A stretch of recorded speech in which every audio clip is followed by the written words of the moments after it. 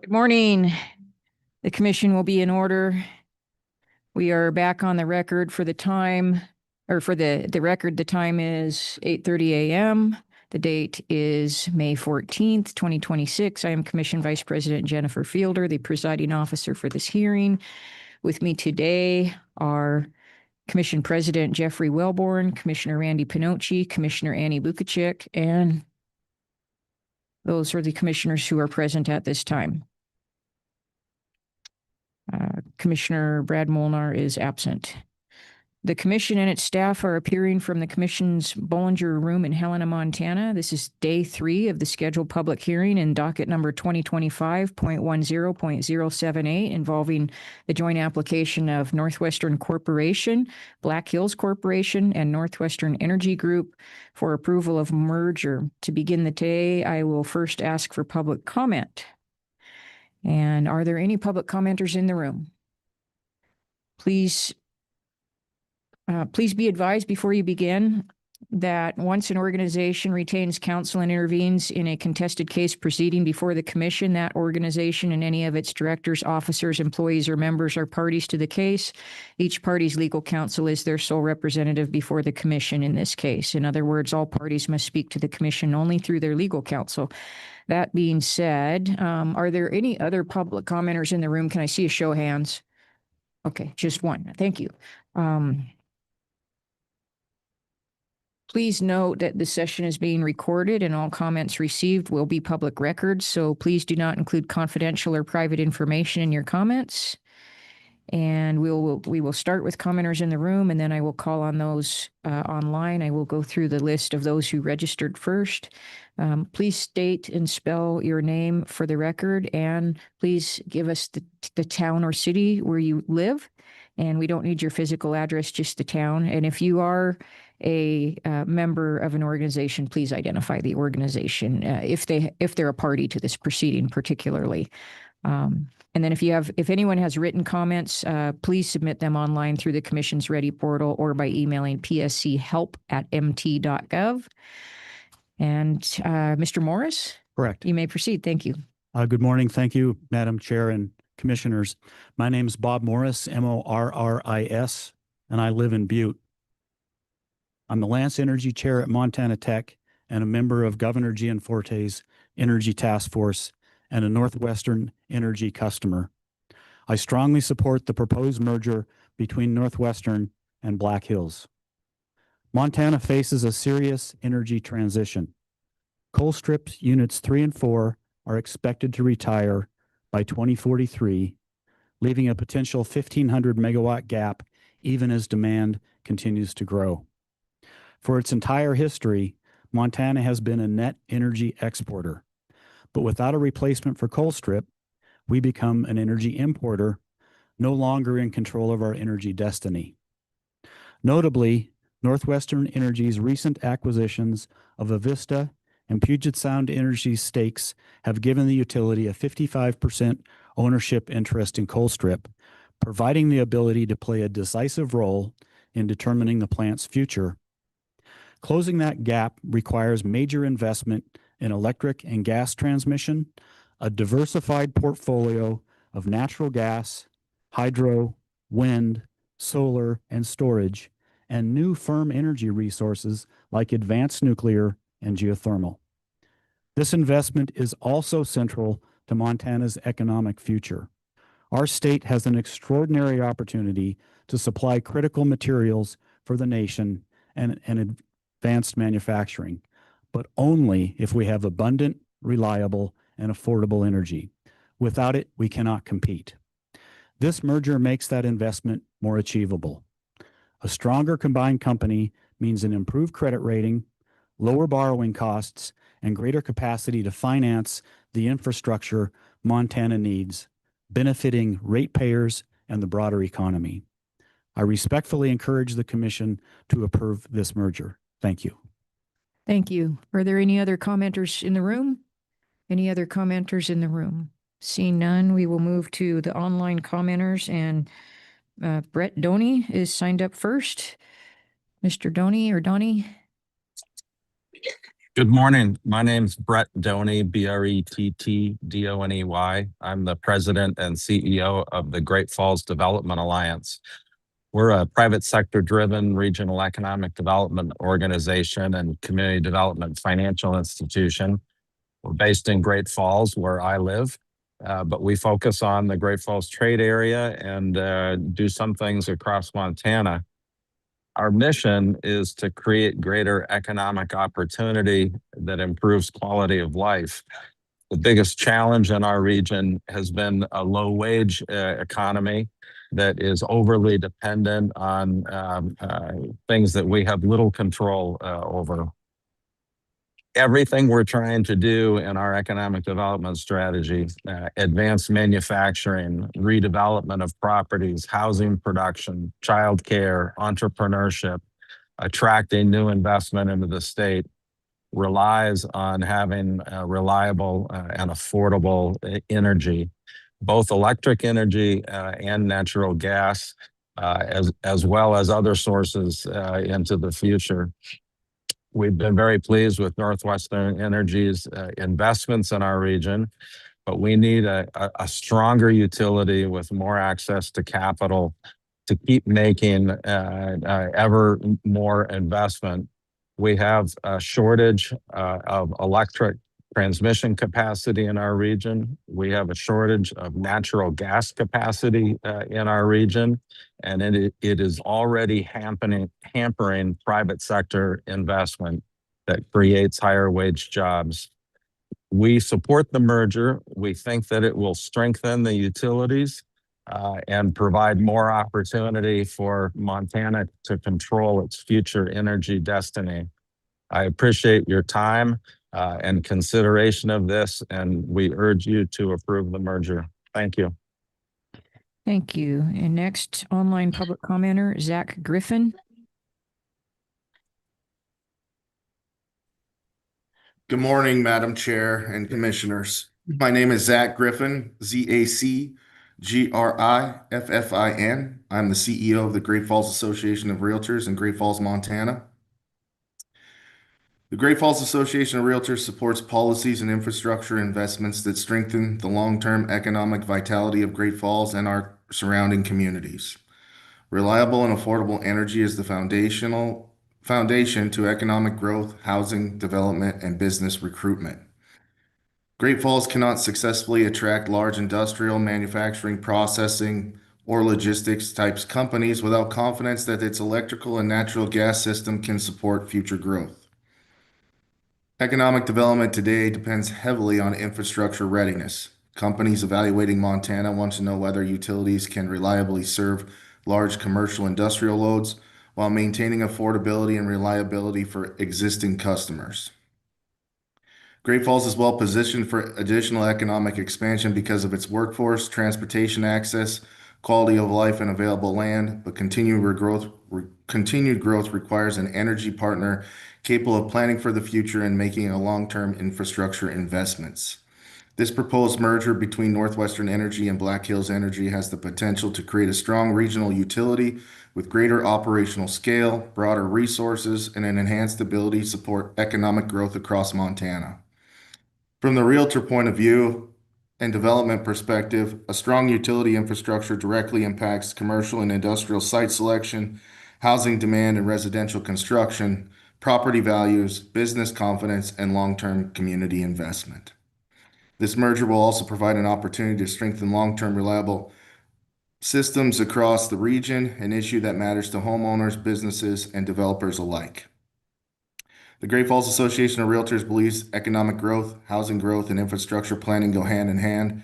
This merger represents an opportunity to help position Montana communities for our long-term success, and we encourage this commission to consider this broader economic development and community growth benefits not only our city, but also the rest of the region with stronger regional energy providers serving Montana.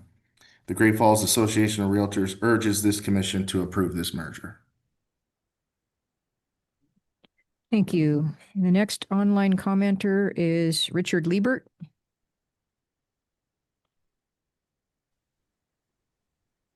Are we good, Madam Chair? Yes, we can hear you, Mr. Liebert. Thank you, Madam Chair and Commissioners. Thank you for your gracious patience over the last couple of days. I've been out doing farm chores with my Android, but I decided to go to my laptop. Richard Liebert, Liebert, Cascade County, retired Army Colonel, a rancher, past president of Montana Cattlemen's Association, and also a member of Montana Farmers Union in full disclosure. So can I proceed? Yes, you may, Mr. Liebert. I just wanted to make sure everybody knew that. Um, I want to remind everybody we are in a severe drought. Our pastures are way back, and water and power are crucial issues, and all the co-ops in Northwest Energy know that. We're in a mega rural state, and agriculture is still the #1 industry, and I haven't heard agriculture mentioned at all. I've been monitoring some of the testimony, and I want to go back to 1999 and 2000, and that's when Montana Power Company imploded, collapsed, whatever you want to call it. I even had Touch America, which was terrible. And back then, the legislature, both parties, the governor and the PSC, all thought in great exuberance this would be wonderful. And we didn't measure twice and cut once. So I urged the commission, please measure twice and cut once. And from that consequence of Montana Power Company collapsing, families devastated, investors losing things, we had Northwest Energy, which went bankrupt or Chapter 11 in 2003. What did that lead to? It led to SME Co-op and the city of Great Falls going into the highway generating station financial disaster, which nearly bankrupted Great Falls. So that was the consequence of that. So I would not anticipate that happening, but still be mindful of that. I heard comment from, I read this in the online, Miss Sarah Norcott, I think counsel for Northwest Energy, said there was no risk. There's risk in everything. When you drove here, you put on a seatbelt, right? In my 40 years of Army experience, there's always risk you put in the mission analysis, and you try to lower the risk. If you're doing night training, night operations, you have night vision devices, extra control. So you do all that. And I thank you, Madam Chair and Commissioners, for questioning Mr. Byrd yesterday. I listened to some of that, and I was not inspired by some of his vague responses about when we're going to do rebranding, how we're going to put new uniforms on people and so forth. I did listen to the comment about going from 16 executives to 8. I wonder if there are any golden parachutes. And I am really worried about the line staff, the people that come and repair the lines. Those are the people that get the work done. And I'm glad to pay more for my rates as long as those people are out there on the line trucks doing the line work. And then I was also kind of dismayed about the response about the outage maps and how do you manage outages. We're going to use Black Hill system, Northwest Energy, some other system, and that all goes to reliability. 10 years ago, I was out of power out on the ranch 4 days, and that's rarely happened. And I commend the line staff and everybody else who's been doing it. I think the longest I went without power this winter, and this is the winter that wasn't, folks, was about 4 hours. So I just wanted to get to that. So thank you for doing this. Let's be diligent. Let's have, we've taken so many months already. Let's get this done.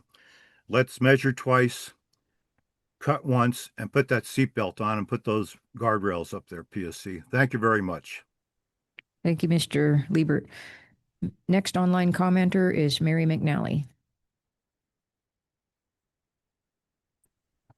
Can you hear me? Yes, we can. Great. Good morning, Madam Chair and Commissioners. My name is Mary McNally. Last name is McNally, and I live in Billings. I served in the Montana House and Senate for 12 years and was on the House and Energy committees the entire time. I have a number of concerns about the proposed merger, but I only want to bring up two. One has been brought up by others, but I'm going to do it again. It's the embrace of data centers that Northwest Energy that one person earlier this week called just speculation. I expect that would be news to Northwestern investors and the 14 parties who are already working on agreements for potential projects. Meanwhile, the public and ratepayers can't even see the agreements, but will all be impacted if projects come to fruition. Just this week, Northwestern executives touted a proposed large new load tariff rule to protect existing customers, and the Frontier Institute assured us that we have the tools to address harms. A new tariff is a great start, but cannot adequately address community and environmental concerns. The Frontier Institute is an advocate for deregulation, and the tools that were cited are naive and inadequate for the task at hand. The reality across the country is that large data centers have significant impacts, and we, the Montana public, are totally uninformed about what is being planned. My second comment has to do with accountability. Northwestern Energy has a record in this area. Acquiring additional shares of Colstrip was always going to cost existing customers, in spite of company claims to the contrary. Building the Laurel methane plant without prior approval, in spite of lower cost alternatives, is another example. While introducing the new proposed tariff, Northwestern Energy backed a bill last session to weaken PSC regulatory authority, and I'm sure we can look forward to more of the same in the future. So it's hard for me to see how this proposed merger is going to benefit Montana ratepayers, especially as our voices will be more muted as a minority in this South Dakota-based mega monopoly.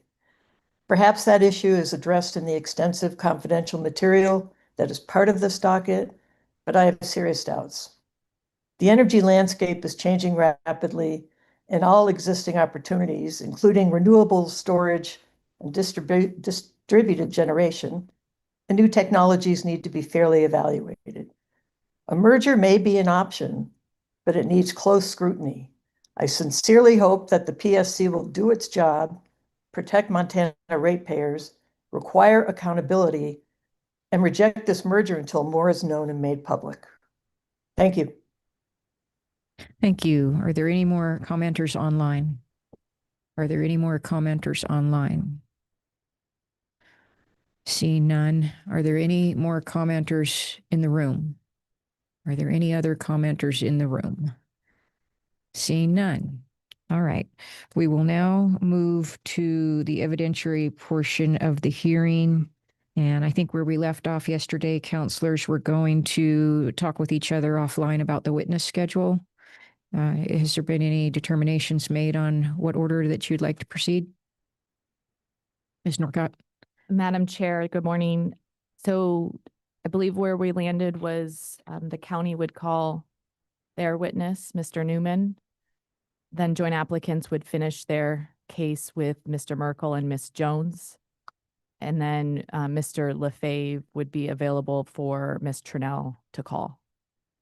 Okay, Ms. Trinnell, does that sound fine with you?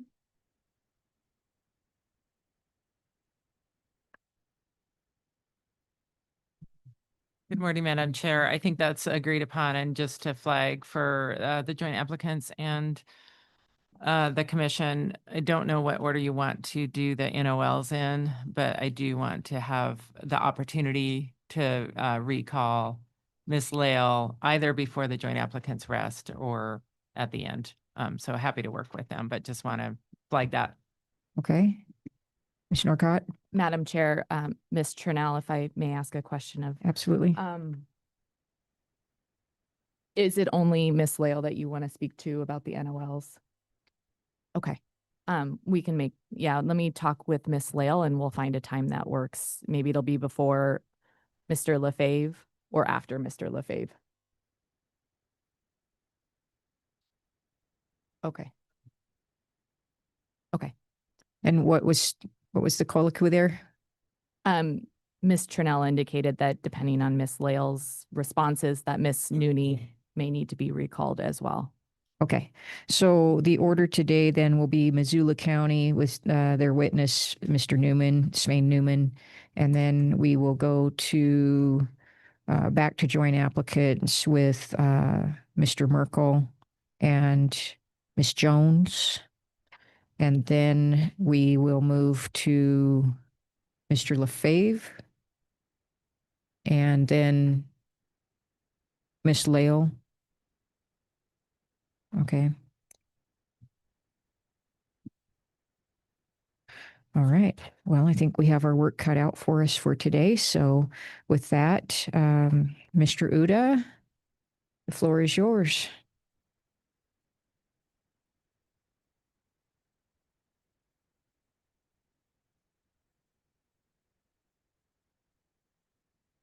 How about now? Great. Good morning, Madam Chair, Commissioners. If it's not clear by now, Missoula County has waived its opening statement. And at this point would call its one and only witness, Mr. Svein Newman, to the stand. I would hire. Okay, sorry. Mr. Mis- Newman, before you. Mr. Newman has not been sworn. That's right. Thank you. Mr. Newman, would you please raise your right hand? Do you swear to tell the truth and only the truth? Thank you. You may be seated. Mr. Newman, would you please state and spell your full name for the record? This better? Okay. My name is Svein Newman. That's spelled SveinneWman. And Mr. Newman, by whom are you employed? I work for Missoula County. Okay. And what is your role with Missoula County? I work for the Planning, Development, and Sustainability Department. Okay. And in this proceeding, did you cause to be prepared 2 different rounds of testimony? Yes, that is correct. Okay. Do you have those documents in front of you? I do. Okay. Could you identify for the record what those documents are? Yes, I have my my pre-filed intervener testimony as well as my pre-filed testimony in support of the settlement and stipulation between Missoula County, the City of Missoula, and the joint applicants. And attached to that is a copy of the settlement and stipulation itself. So for the record and for Ms. Lisotsky's benefit, the first document, which is his intervener testimony, would be marked as COM1.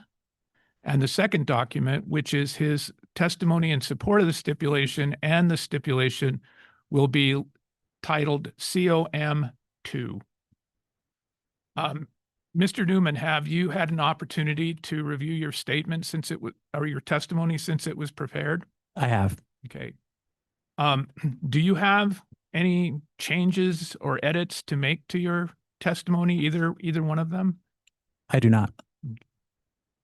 And if I were to pose the same questions to you today, which appear in both of those documents, would your answers be the same? They would. And at this point, Madam Chair, I would move for the admission of COM1 and CMO2 and offer the witness for cross-examination.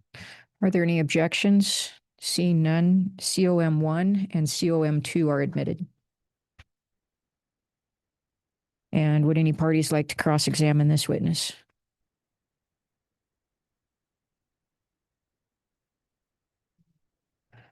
Do commissioners have any questions for this witness? Commissioner Molnar. Thank you, Madam Chair. Mr. Newman, on page 3 of your pre-file just said that you wanted to focus on distinct, clear energy goals, and that's throughout your statement. Can you tell me how this financial commingling supports that effort to where you would support the merger as opposed to continuing to work within the current utility, which would be exactly who you'd be working with after the merger? Sure. Commissioner Molnar, consistent with the terms or as stated in our settlement agreement, the county does not oppose the merger. The county has no sort of advocacy position on either support or oppose the merger. That's not why we're here. The county got involved in the merger. Our principal goal here has been that this proceeding not delay or prevent or in otherwise sort of get in the way of preparing and bringing forward the proposed green power program for consideration. And the settlement addresses that. Thank you. Are there any other commission questions? I have a few. Mr.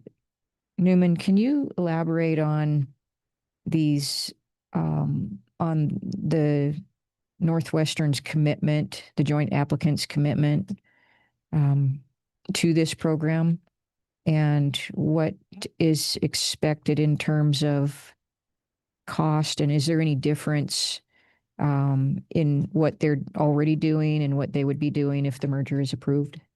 Uh, Sure. Those are. I'll try and remember all your questions, but please feel free to re-ask one if I missed it.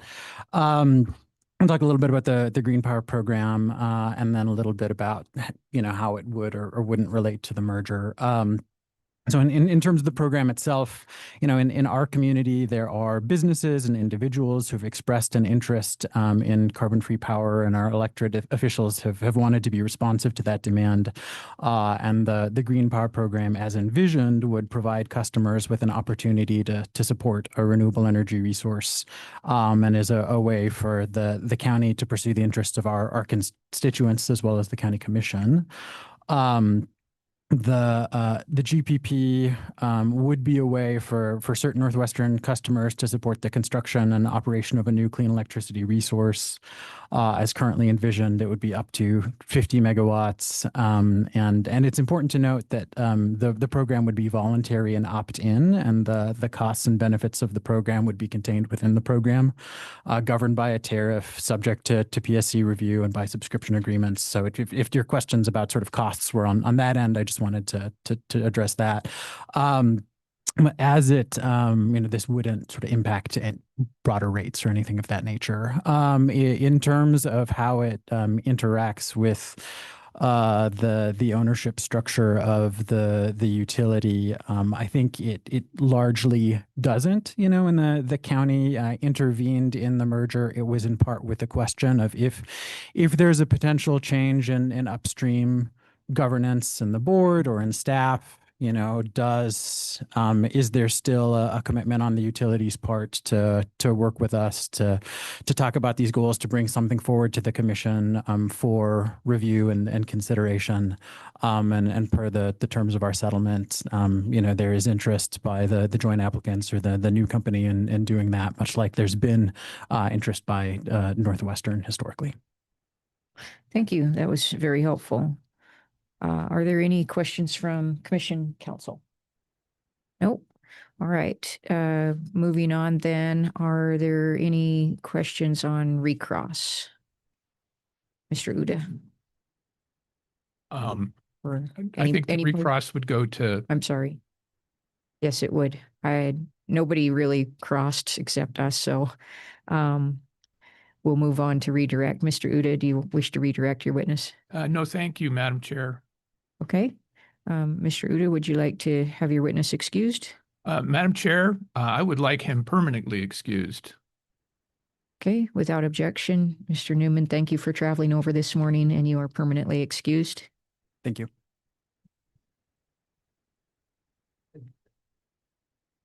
Madam Chair, I rise on a point of privilege. The point is not recognized. Point of privilege may be raised at any time, Madam Chair. Mr. Molnar, we're not in a Robert's Rules proceeding. We're in an evidentiary hearing, so you can discuss your point with me during the break. I'm sorry I didn't get back to you earlier this morning, but we can talk during the break.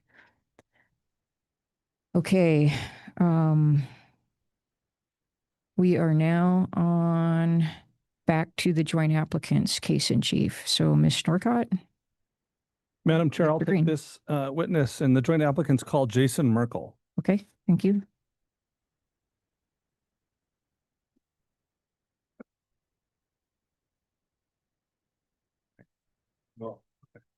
Madam Chair, Mr. Merkel would need to be sworn in as well, please. Mr. Merkel, please raise your right hand. Do you swear to tell the truth and nothing but the truth? Okay, thank you.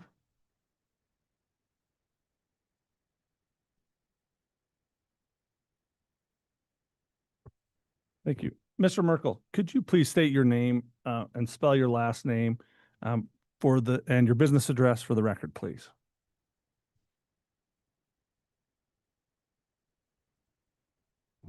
It's no greener. Thank you. My name's Jason Merkel. That's Merkel. Address 208 North Montana, Helena, Montana. And who is your employer? Employer is Northwestern Energy. Could you provide the commission with your current title? with Northwestern Energy? Yes, my current title is Vice President of Operations. And on whose behalf are you here today to testify? The joint parties. Mr. Merkel, Mr. Merkel, we previously moved and the commission admitted your pre-filed testimony in this matter. In front of you, you should have a document labeled JA11. Do you see that? I do. And is that your pre-filed direct testimony in this case? It is. And you should have in front of you an exhibit marked JA12. Do you see that document? I do. And is that your pre-filed rebuttal testimony in this case? It is. And you should have in front of you an exhibit marked JA13. Is that the testimony you submitted in this case in support of the settlement with LiUNA? It is. Mr. Merkel, do you have any corrections to make to those? I do. Just one. At the time that I submitted these testimonies, my title was listed as Vice President of Distribution. It is now Vice President of Operations. All three documents reflect that. Typically in the first paragraph of each document. Okay. That would need to be corrected. Okay.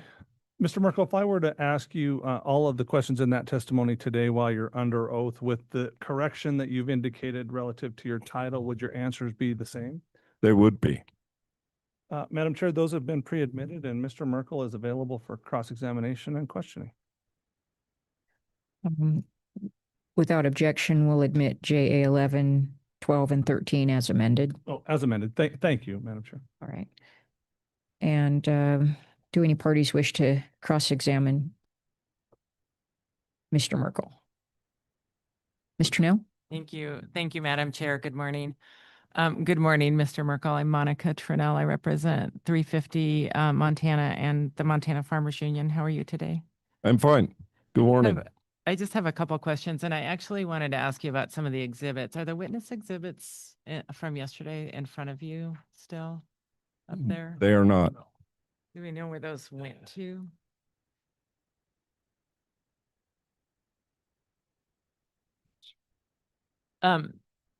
Before we hop, I wanted to make sure we got those out, but I just have a sort of a preliminary question before we get to the exhibits. And this is probably an easy one for you, but if you want to look at your testimony at page 6, you're talking about the interconnectivity of the Montana system there. You can look at your testimony if you want to, but this is a fairly basic question. Is the power that's generated from the Yellowstone gas facility in Laurel, can that flow to Colstrip? The power at Yellowstone Generating Station joins to the system that connects just adjacent to that. All of our systems are interconnected through transmission. So can it flow that direction? It could. Okay, thanks. And then I wanted to ask you about Exhibit 63, the slides that were admitted yesterday.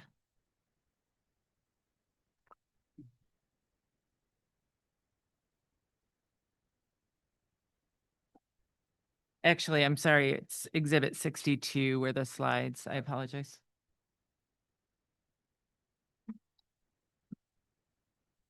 It's marked 350 Montana Exhibit 62. It's a couple of slides from the earnings presentation from a couple weeks ago. And I want to ask you about slide 17 and 18. If you can let me know when you're there.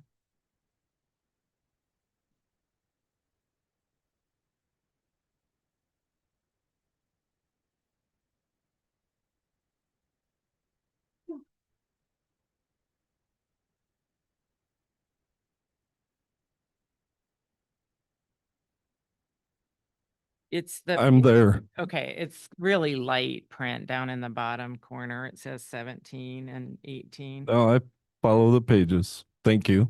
Okay. Just want to make sure everybody's on the same page. So at 17, that shows a data center process in Montana. Do you see that? Yes, I Okay. see that. And are you aware that the development agreement with Quantica was recently signed? I am aware of that, yes. Okay. And then the next phase from those development agreements would be the energy service agreements, yes? By what I read on this slide, that would be correct. Okay. And if you're not the right person to ask, I just have some high level questions, but and I think we're doing okay so far, but I'm happy to kick those over to you. So my questions, then if you go to the next slide, 18, which just turn the page. And that's talking about large load customers in Montana. And at the top there, do you see that? I do. Okay, and then over in the box on the left, it has the 3 agreements with Sabi, Atlas, and Quantica. Do you see that? On the left. Madam Chair, I'm gonna- sorry, the I'm right. gonna object to this line of questioning. This is, the specific data center service of customers in Montana is irrelevant to this docket, as we've discussed repeatedly throughout. Mr. Now. My line of questions here is intended to just establish that we do have significant large load customers who are in the queue intended to come online. And we don't have a large load tariff that has been finalized yet. So there's significant risk to Montana customers that is posed by this merger until the commission decides and determines what a large load tariff will look like. It's relevant that the commission has in front of it significant power in the queue that in fact doubles Northwestern's existing system almost overnight. Madam Chair, if I might respond. Mr. Green. It's irrelevant to this docket because those issues are being handled in another pending docket. Those issues existed before the merger. They will exist after the merger and are not impacted by the commission's decision in this merger. The service to data centers will remain subject to this commission's jurisdiction and is not impacted by the merger decision at all. It's irrelevant to the commission's decision in this docket. May I respond? You may. Thank you. We're not asking the commission to decide data center policy. We're not asking the commission to decide the large load tariff terms. What we're trying to point out is the absence of any current protections for Montana customers.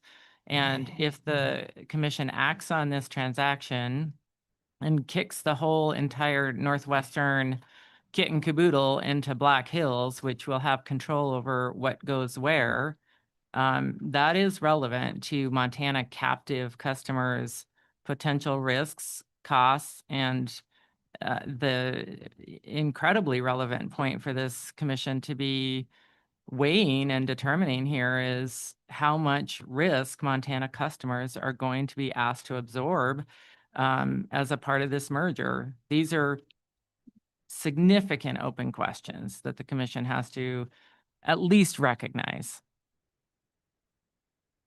Thank you. Just a moment.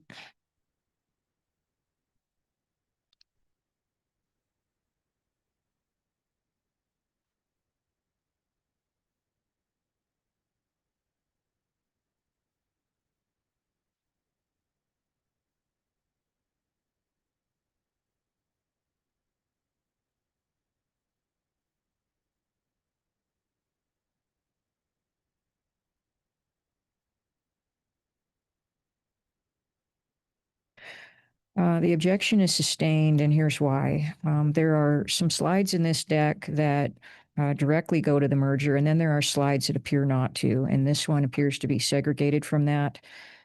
This is about Montana and Northwestern's operations in Montana and South Dakota.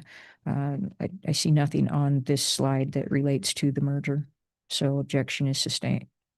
Thank you, Madam Chair. I'd like to make an offer of proof pursuant to Montana Rule of Evidence 103 and Section 24612 under the Montana Code annotated. My offer of proof is this. Okay.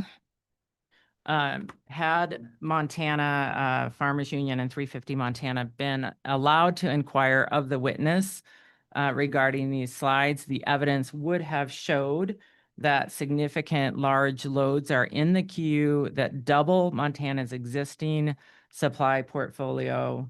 There is no there is no commission decision on how these large loads are going to be handled. They pose significant risk to Montana captive rate payers, and existing customers may be harmed if the costs aren't assigned to the cost-causing customers. This evidence would be offered for no harm, public interest, cost allocation, and condition issues, not to decide final tariff terms, and exclusion impairs our cross-examination, and we reserve that issue for judicial review. Thank you.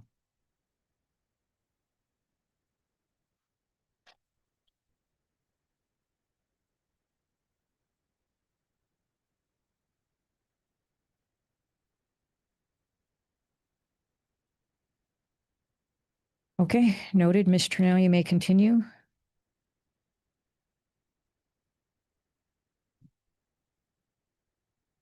Mr. Merkel, if you know, is it Northwestern's intent to serve these large load customers with power from Puget? Madam Chair, Sheriff same Colstrip. objection. Ms. Trinnell.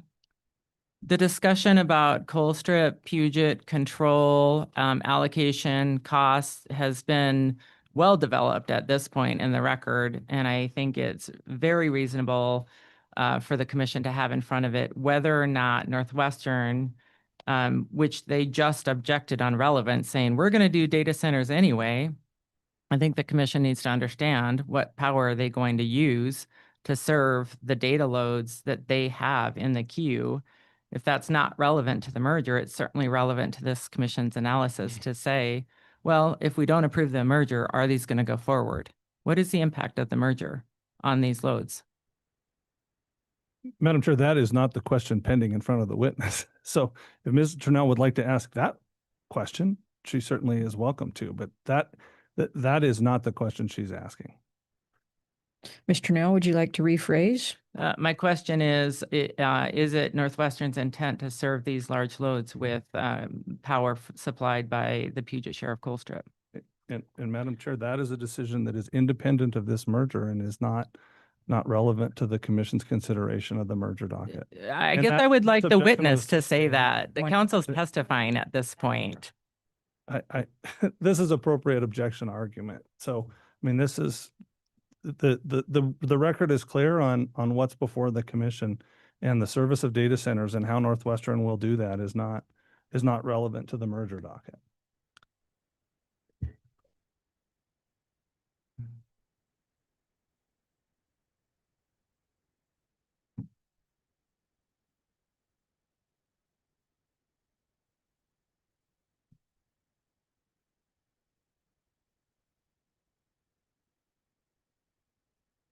All right, this objection is also sustained, and here's why. We've tried to be careful about allowing discussion that's directly relevant to the merger. And the testimony that's been given has been clear and consistent in that both utilities are pursuing data centers regardless of the merger. There are some correlations, and if you can correlate the arguments specifically to the merger, that's fine. But there are other dockets, and the items you're questioning the witness on now, Ms. Trinnell, are better handled in the other docket. Madam Chair, may I make an offer of proof? You may. Thank you. Had we been allowed to examine the witness regarding the use of the Puget Sheriff Colstrip to serve the large load shares in Montana, it is the evidence that would have been developed had the witness been allowed to answer would have gone to how Northwestern is planning to use the current Puget Sheriff Colstrip which is currently in the record not needed to serve existing customer load, and so is sitting there available for someone to use. We don't know who.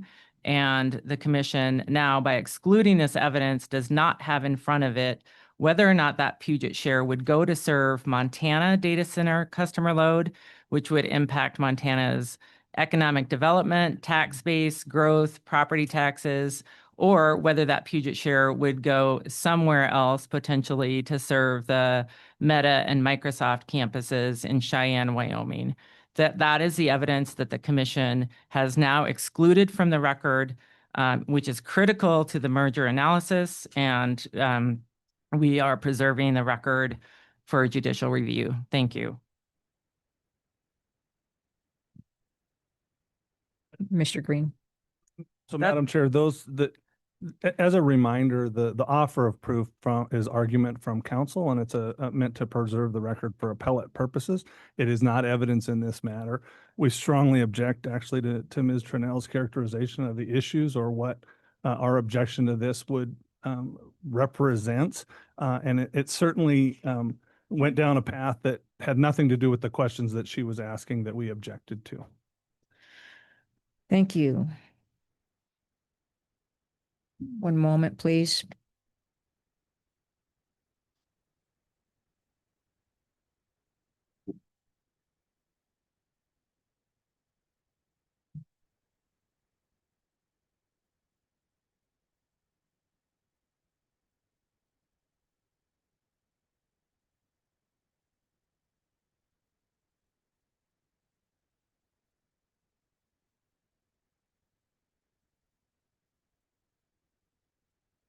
Ms. Trinnell, just to help you relate this to what we believe is relevant to this matter, your argument makes sense in relation to the question of how the merged company will handle the Colstrip 370 PU resource. And if you'd like to question the witness along those lines, that would be just fine.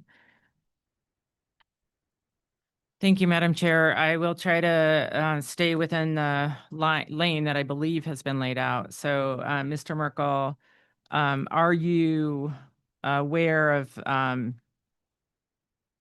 any plans for the merged company to use the Puget share of Colstrip to serve data center load? Do you have any familiarity with that? I do not have Okay. any familiarity with that. Who would be the witness to ask that of?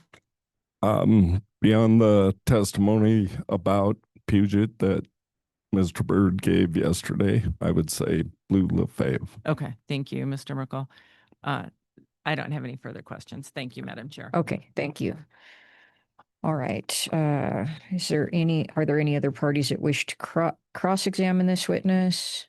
I think the settling parties have agreed they won't be cross-examining joint applicants, witnesses, so we'll move on to commission questions for Mr. Merkel.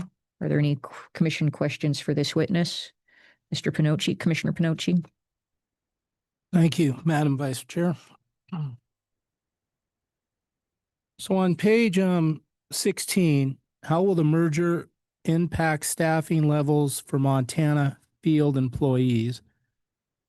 Commissioner Pinocci, could you identify the document by its stamp at the bottom of the page? JCM-16. Thank you. And we'll give him a moment to get to that. And Mr. Merkel, that's in your pre-file. Thank you. Mr. Merkel, that's in your pre-file direct. Correct. Thank you. I'm there. Okay, so I think now staffing's probably great. But in the future, and I mean soon, I think we're going to have record growth. If another state has record growth, how do I know Montana's going to get that staffing we need? And I'm not seeing that here. Easy answer. Today's fine. We just heard from Cascade County, $500 million of construction, right? We do know data centers are coming on. So that means staffing's got to increase. if it needs to in 2 or 3 other states, are we going to be okay in this merger? Thank you, Commissioner. Yes, I believe we're going to be just fine going forward. We've always, the way we established have and will going into the future, at the utility, we first established our staffing needs based on our need to respond to customers. That's to respond to outages on the gas side, operating the gas system. Responses is initially what we look at. The good news is in our system, we're not responding of every minute of every hour of the year. And that allows that staff to perform much of the construction work and the maintenance work that it takes to upgrade our systems. To the extent that we need additional resources, we partner with our contract partners, and they fulfill staff requirements, resource requirements, and largely they're focused on construction, new construction, maintenance projects, rebuilds, in addition to our crews. I really don't see under the merger, beyond the merger, that's certainly not going to be more difficult. I would actually see that would make resources and the availability of resources easier to obtain. When we go to JCM 12, well, hold that thought a minute. Let's go to JCM 15. Will the merger have any impact on customer reliability or Northwestern's ability to provide safe service? Your answer is in the short term, no. But the long term, what I'm wondering if you're trying to get at, or maybe we're not answering, here again, I'm identifying that we could have record growth. I know we're going to have record growth, right? Because we look at large load customers that's coming on in the future, right? Which maybe we can't talk about, but here you say in the short term, no. In the long term, do you have concerns about our needs maybe doubling in Montana? Tell me about that. Is the question similar to the last, that am I concerned on a going forward basis that as growth and activity within Montana around the utility space increases, are we going to be able to meet that need? Is that your question, Commissioner? Yes, and what assurance do we have that another state may outrank us or take that and we don't get it when we need it? The employees, the growth, the transmission, because it says here in the short term, no, and I think you're absolutely correct. But that concern as the growth, which is record growth developing in Montana, especially in my district, are we going to be okay? And how can you assure us that this new company is not going to be providing growth outside of Montana and we're going to get neglected? How do I assure people of that? Well, my answer would be one way would be to approve this merger. That's what this merger is about, is to provide larger scale and to provide us the financial ability to, how did you put it, outrank us? This is about keeping us in the ranking, to use your words. It's to assure that we have access to the resources that we need, financial, people, materials, all other. That's exactly what these two great companies are doing in terms of coming together, is to assuring that we can meet that need for our customers. That makes sense, and it sounds good. But then some other testimony was leadership in this new company will be mostly outside of the state. So that makes me believe that we might get neglected over another area. At least the concern is there, right? You feel comfortable that if more leadership is outside the state, we're going to be assured we'll get the support we need as Montana has this record growth in front of us very soon? Commissioner, thank you for your question. As you know, I've been with this company for some time. Started with Montana Power in 1992. And since about the 2001 timeframe, I've been working for a company that's been a South Dakota company since that time, frankly. I've had the pleasure to oversee not only the Montana operations, but our South Dakota and our Nebraska operations. So I understand the concern. We're merging with a South Dakota company that's located in 7 other states, just like we were a company located in 3 states. I'm absolutely comfortable with it, and here's why.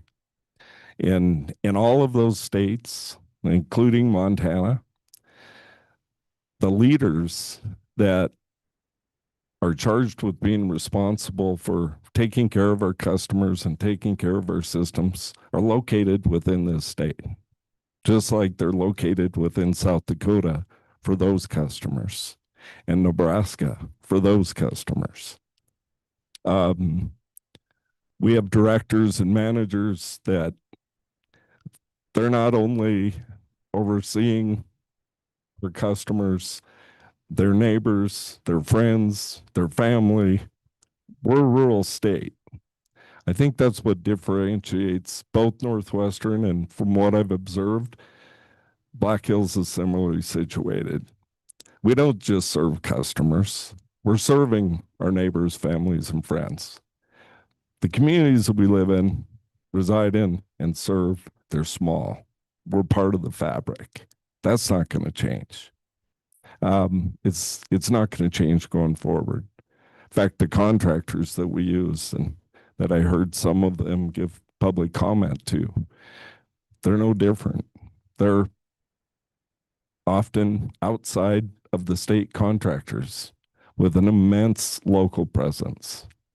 And we utilize those people, and they care about serving our customers. They're passionate about the systems that they take care of each and every day. And on windy days like we have today and we had last night and we had on December 17th of 2025, they're there for our customers, and they'll be there for our customers going forward. Last question, Madam Chair. Okay, here's another way to rephrase it. I think you'll agree we have record growth in front of us. If we weren't having the merger, people would want me to say, let's bring this concern to Northwest Energy and see if they're ready to meet the challenge. But the curveball is this. We have record growth in front of us, and we're right in the middle of a merger.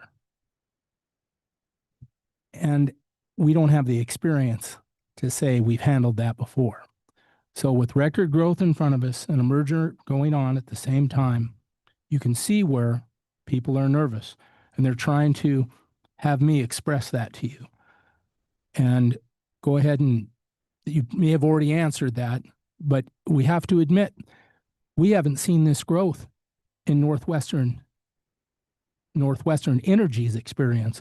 Now we're going to experience it with a brand new team, which is going to be primarily ran outside of Montana. It's a good concern. If there's something you want to polish up on that, that'll be my last question. Thank you. Thank you, Commissioner.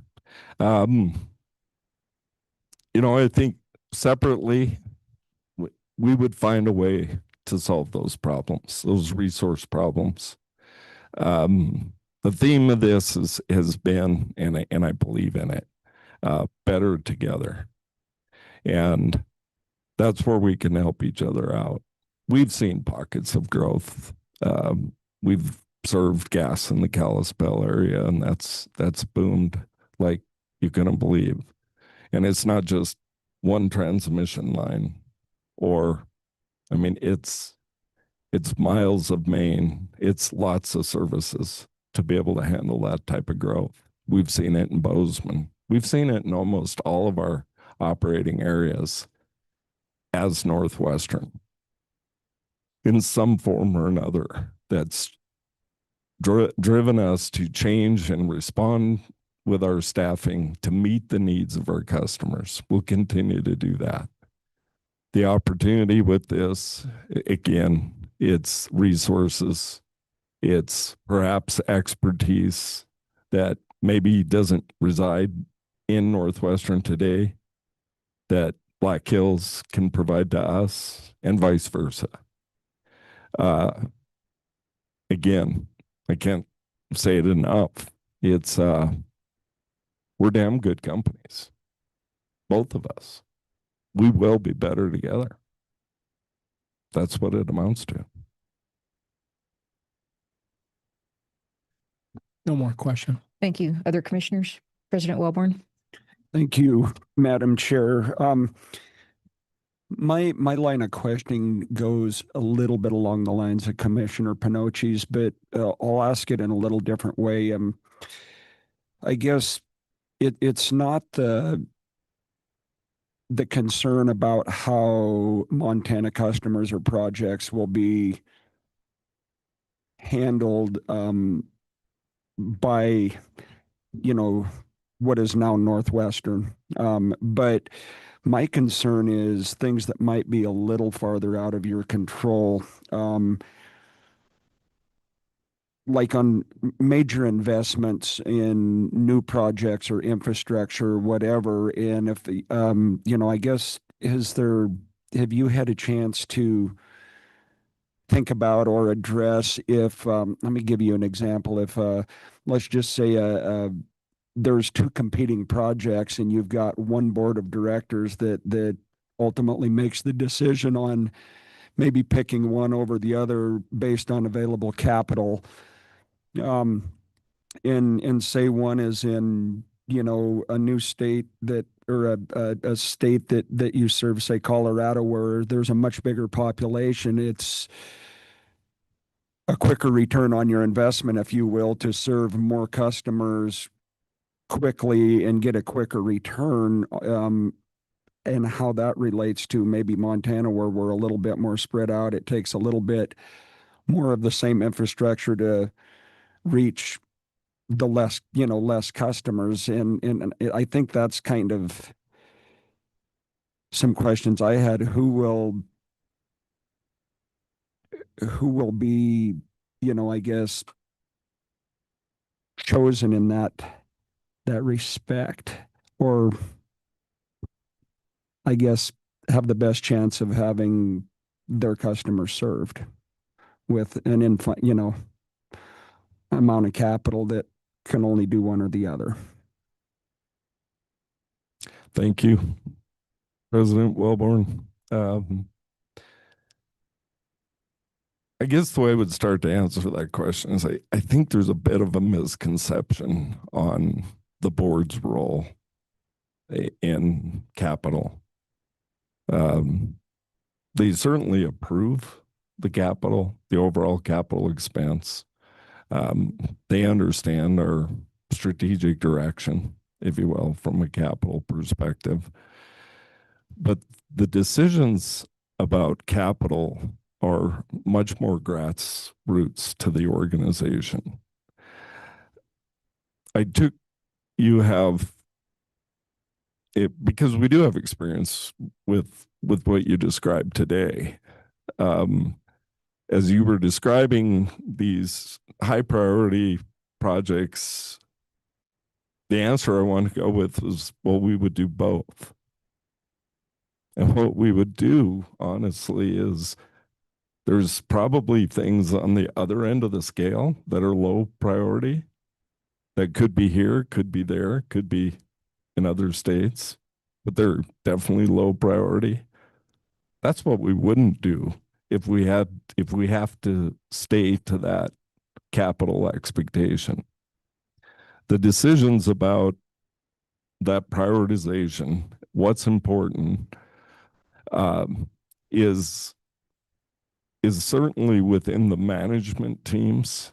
And when I say management, that's the input of our various departments that are looking at the planning and understanding, first and foremost, what do we need to do to ensure that we can serve our customers reliably, safely, and affordably. I've been to a few board meetings, and quite a few actually, and they just don't talk about those kind of specifics. We're talking about strategic direction. What you brought up is decisions around what it takes to operate these systems. And what do we need to do as a company to ensure that all of our customers, and even today, whether it's Nebraska, eastern third of South Dakota, or Montana, which projects we're going to do to make sure that they're served safely and reliably. That's the process. And going forward under the merge company, everything that I've heard from Black Hills, they're very similar. I think most utilities are. And certainly with most utilities that cover multiple states, we need to serve our customers first and foremost. If we don't get that right, everything else we're trying to do is going to be a problem. Further commission questions for this witness, Commissioner Molnar. Thank you, Madam Chair. Mr. Merkel, how are you today? I'm great. Good morning, Commissioner. Good morning. Mr. Merkel, I have a couple of questions here that kind of tie into what we've been talking about so I can have some clarity and maybe a slightly new direction as well. Yesterday we heard testimony, Mr. Merkel, that the fiduciary responsibility will be to the new umbrella company should there be the merger. Do you remember that? Could you repeat the last part of your question?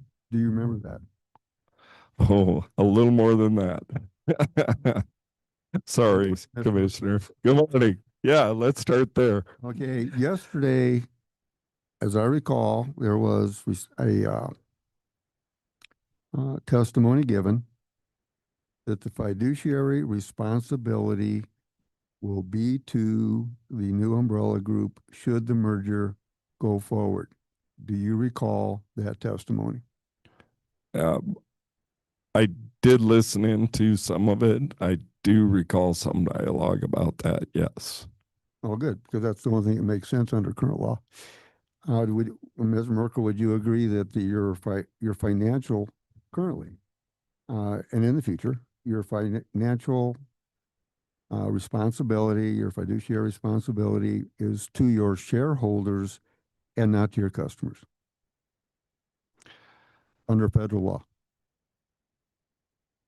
At that level of the organization, I would agree we have fiduciary responsibility to our shareholders. And to the umbrella group should that happen? And to the umbrella group, I don't follow that question. You just said that you believe that there was testimony that there's a fiduciary responsibility to the umbrella group. And we just discussed that there's also a financial responsibility to maximize returns for your investors.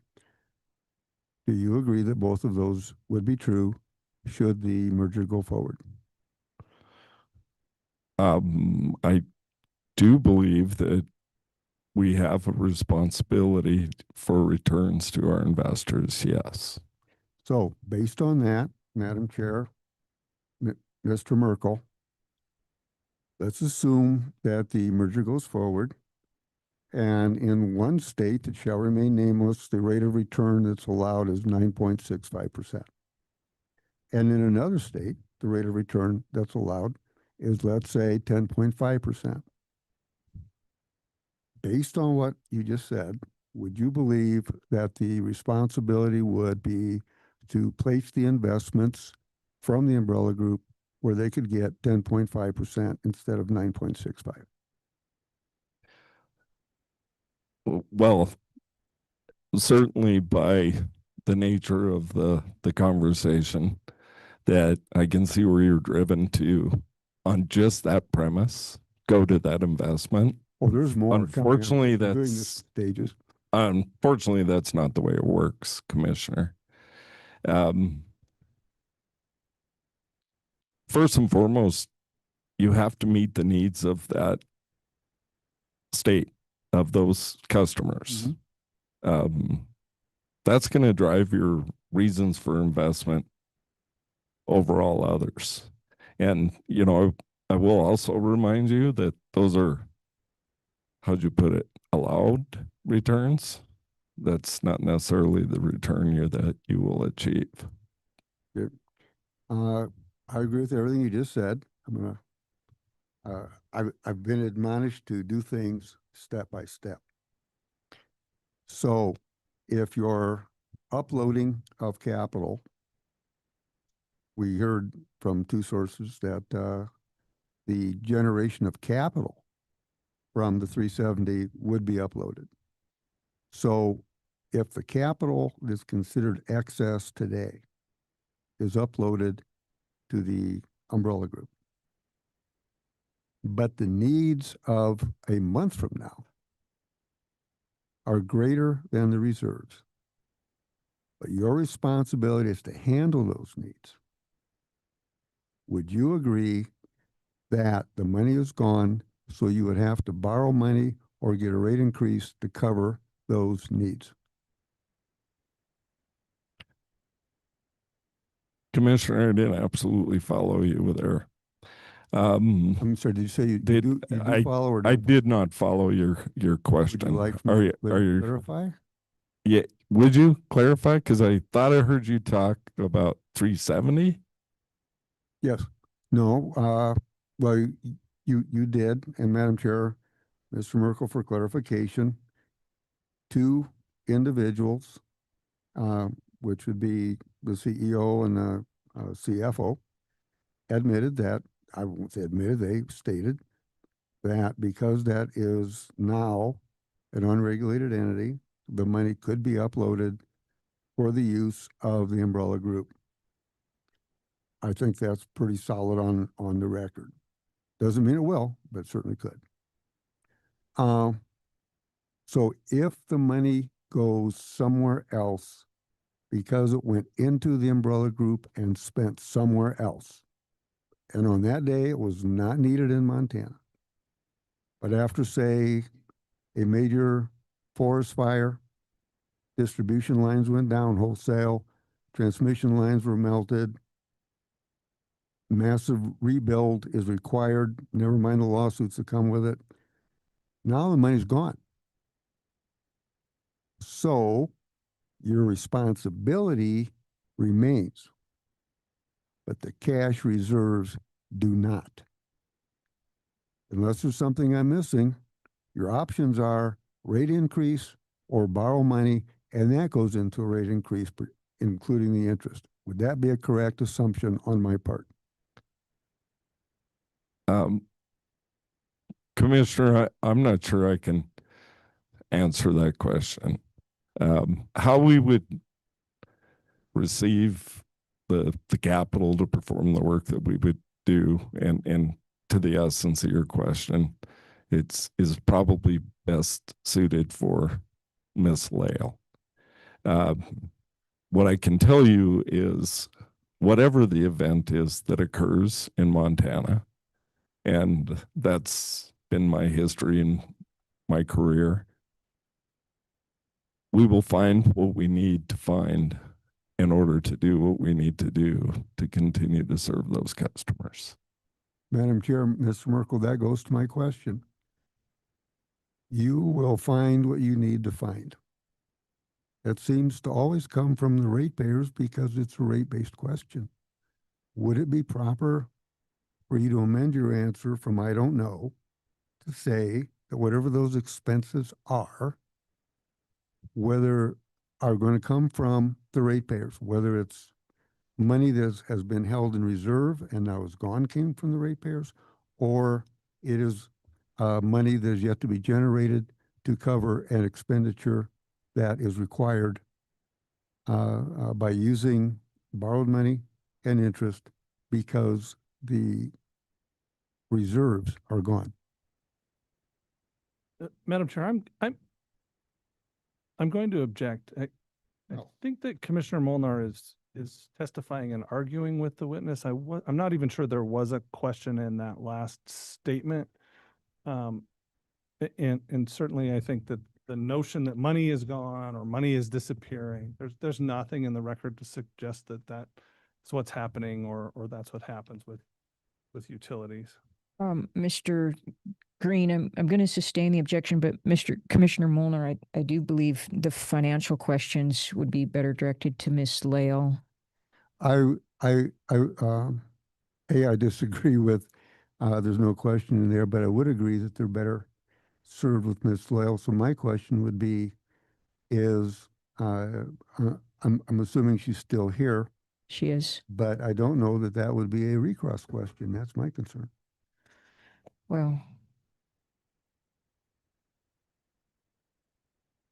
I think you'll have an opportunity to cross-examine Ms. Lael when she's back up, and to the extent that you want to ask about finances related to the merger. Questions? Just work on forming your question rather than making statements about it. I think we'll be fine, and you'll have some time because I think Ms. Lael's not coming back until later today.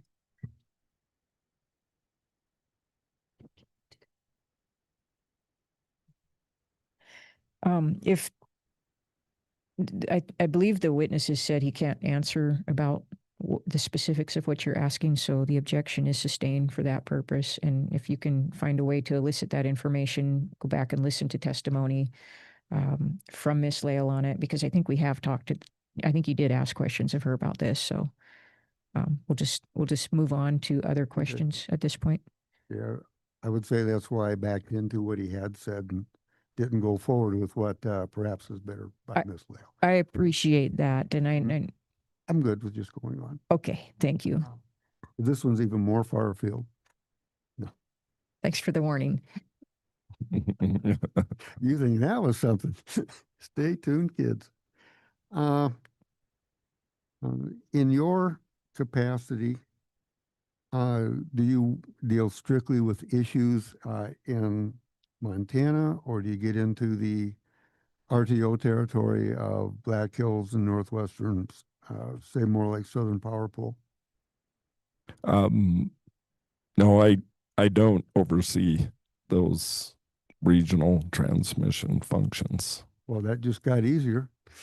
So with that, Mr. Merkel, when you're deciding where to put the money in Montana under our current structure, are you voting on where it goes? Do you simply give input as to where you think the priorities might be?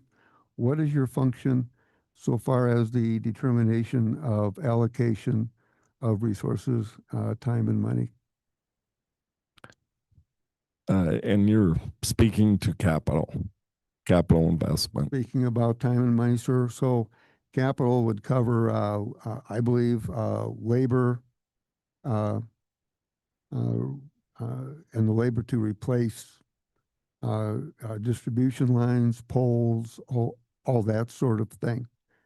So do you say on project A, I think that has a priority of 3, and project B has a priority of 1, and then they act on that, or do you get a vote on that, or do you have latitude, just go do it? to answer the last part of your question first, do I have a chance to vote on it? I don't necessarily vote on a list of projects. If there is a question or a discussion about prioritization or part of the process or strategic direction on what we should be investing towards, I would be part of those discussions. The projects themselves are a compilation, if you will, of the departments within the company, gas, electric. It many of our engineers, asset management groups, they through a data, largely a data analysis process, in addition to subject matter experts' input. Often it can be linemen, gasmen within the field, providing input into what is important. And the capital projects, certainly from the maintenance perspective, start with that. And what gets worked on, we look at things from 4 categories. Asset age is one thing that we look at, certainly replacement, capacity, reliability, and the last one is simply compliance. Are we regulatory? Is there some regulation required out there that we do work? There's scores given to various projects depending on how they're developed. That does create a ranking, if you will, on how they score given all of that criteria. And then they're ranked. I can tell you we have, and we've always had more projects than we have investment, but at some point in there, you know where your critical investment line is. We must do these projects in order to assure reliable service to our customers. Certainly, as we go through that process, we're understanding affordability, because all of that investment can drive future rate increases. So that's a consideration in the project process as well. So, do I vote or select? I would say it's more of an organizational approach to getting to and understanding what our investments need to be. And it's at its core, it's the system telling us we should do this for our customers. Okay, thank you. You got a bit far field on me there, but that's fine. I enjoy learning more about what you do. But Mr. Merkel, you just gave testimony that things shall stay the same and we'll always respond to Montana. You don't have a vote here, and you don't have a vote should there be an umbrella group. And it was shown yesterday that the Public Service Commission will have no control over the umbrella group. How can anybody guarantee that after should the merger take place, we're not going to be in court fighting for the things that you talked about because we didn't have the vote and we didn't have the support, because loyalties and fiduciary responsibilities were now split? Commissioner, my view, my understanding of this is that, and I know this to be true, the regulatory construct and framework in which we operate in today and the way we will operate in a merged fashion is unchanged by this merger. You still have the same level of authority. This commission has the same level of authority.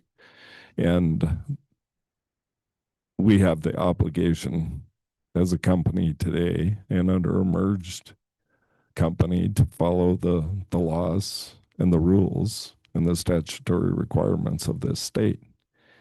That won't change. Thank you, Madam Chair. Thank you, Mr. Merkel. Thank you. Are there other commission questions? Okay, thank you, Mr. Merkel. Madam Chair, thank you. In your discussion with Commissioner Pinocci, I think you talked about whether this interest from Black Hills would outrank the interests from Northwestern. And my question is this. Right now, as it exists with these companies being separate companies, does Northwestern Energy compete against Black Hills Energy for energy resources?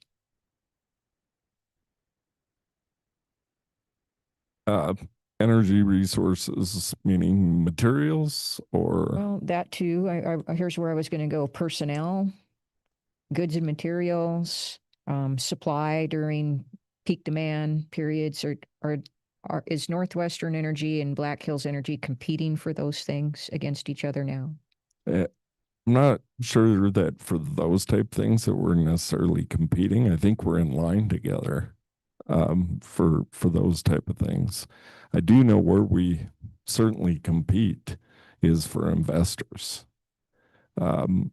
That's largely where utilities compete. Beyond that, the utility industry is it's an interesting industry in how much collaboration that we do from one utility to the next, far differently than what you see with other businesses. Certainly from a resource perspective, people coming to work for us versus working for another utility, we need to maintain competitive benefits, competitive wages in order to be able to attract that, or potentially we could lose to our neighboring utilities per se. So there is some competitive level, but it is different than other industries, I would suggest. So, with our agency here, we compete for people with other agencies all the time and with the private sector. And it's hard for us to sometimes attract those employees or retain those employees because they get better offers somewhere else. So where I was going with this is Black Hills Energy and Northwestern Energy are situated in a geographic region of the United States where if there are resources available within that region, are there instances where the companies right now are competing against each other for those resources?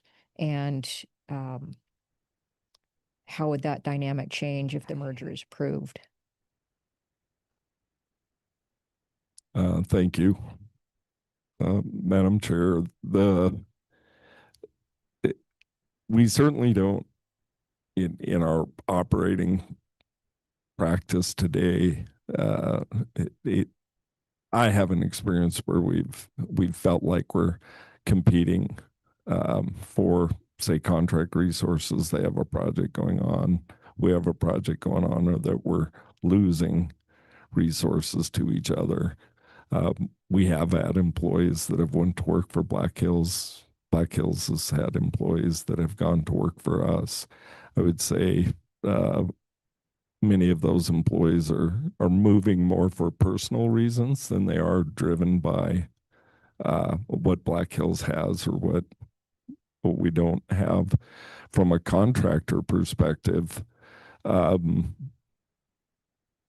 what we've tried to do, and I think I'll let Marnie speak for what they've done.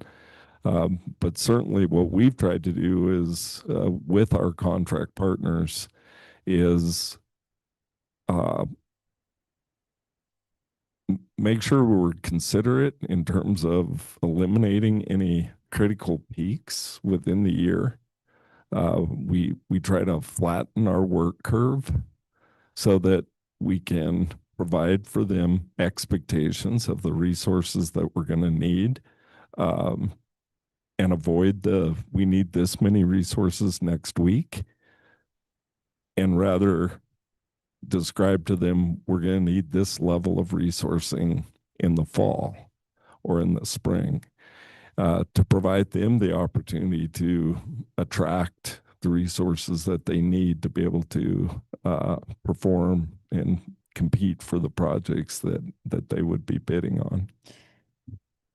If the merger is approved, would there be an advantage to pooled resources that would be available to Montana customers that isn't available now? I think the key benefit that would come from the merger perspective is that we would have a bigger footprint. We would have a bigger influence to the contractors that are out there, the ones that are supporting industry across the nation. I think it would make more of a difference in terms of our ability to leverage and not only to obtain the resources, but the pricing that we receive from those resources. How about, say there's a major storm in one area and it's more than, the subsidiaries linemen can keep up with. Would linemen from another subsidiary be able to be transferred over to assist, or are they completely separated from each other? No, under the merge state, I see that as one of the greatest benefits of that is it does create an internal resource. We've done that a bit within our state. The one thing that's a benefit of having a large geographical area is typically storms don't hit all of Montana. It might hit a couple of our key divisions, and that's left the other divisions to come support those divisions. December 17th was an exception to that. It kind of hit the whole state. And we found ourselves in a situation where certainly we were employing contractors and contractors within our state, but also those contractors were pulling in contractors from other states. Exactly what you just described. If we have that emergent event, we're a resource to help those customers for what are now Black Hills. Black Hills can certainly help us. In fact, we did a little of that over this last winter. That December 17th storm actually moved through Montana, hit South Dakota. In our territory in South Dakota, it didn't hit us as hard and as it did in the western part of the state.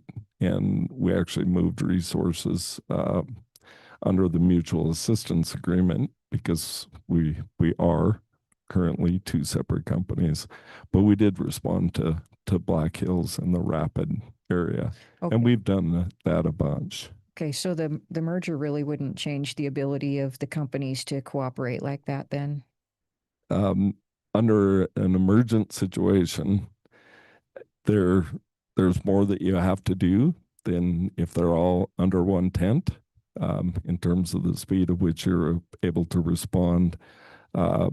There are advantages that you would have under that environment to your ability and quality in which you're able to respond, I think would be much better under one company, just as it is, as I described in Montana.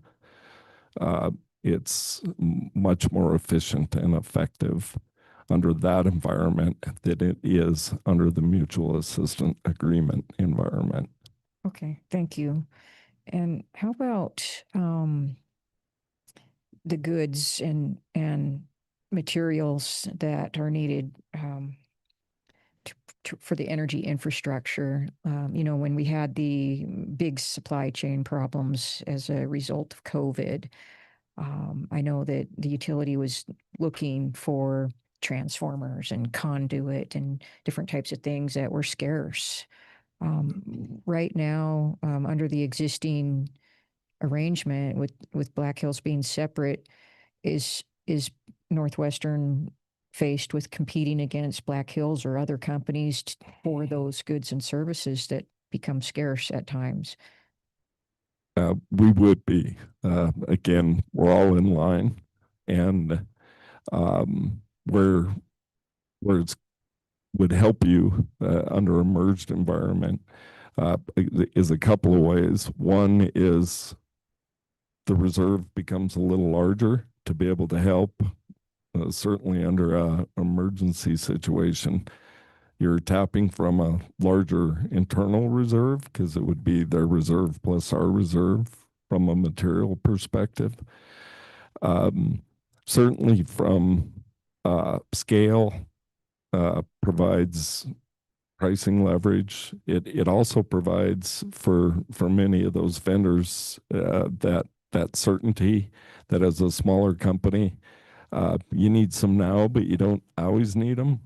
You don't always need that material.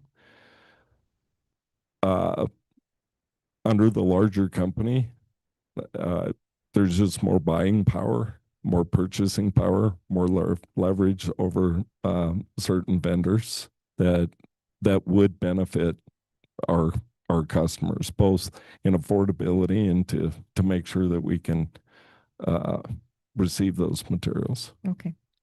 Thank you. Appreciate that. Does council have questions for this witness? Okay. And we can move back over to recross. Is there any recross examination for this witness? Yes, Madam Chair. Thank you. Mr. Merkel, I want to ask you about the post-transaction chart. I think it'll be helpful to have that up for a couple follow-up questions. Maybe you've seen this already, but I want you to have it available now. Can you see that, Mr. Merkel? I can. Okay. Not necessarily in detail, but. Yep. So I just want to ask you a little bit on follow-up of commissioner questions about resource allocation and prioritization. So as we sit here today, this is what Northwestern Energy Group controls, these boxes under here. You're aware of that, yes? You're pointing to This, gray and the red? Yes. the red box that says Northwestern Energy Group, and then the lines underneath it, that's what this Montana Commission has oversight over here. Okay. Okay. And then the Puget Sheriff Coal Strip is this Northwestern Coal Strip 370 PU LLC. Do you see that there? I do. Okay. So as we sit here today, one of the large customers in Montana is Montana State University, right? That's correct. Go Cats, a choice customer. And they're what, 6 megawatts roughly? I'm not sure what size they are. Okay. So they have the choice of deciding if they wanted to use the power that's available from the Puget Sheriff. Madam Chair, correct? objection. I'm not sure how this relates to commissioner questions. This is about resource allocation and capital and what the merger's impact will be on Montana customers, which includes customers like Montana State University. If the chair will give me a couple of questions, this will, I am developing this issue. Okay, Counselor, with that caveat, because where you're at right now isn't related to anything I heard from this bench regarding our exchange with this witness. So the questions from the, I'll ask a couple questions if that's where Madam Chair is allowing me. with the Okay. caveat, I'll overrule the objection for now. Thank you.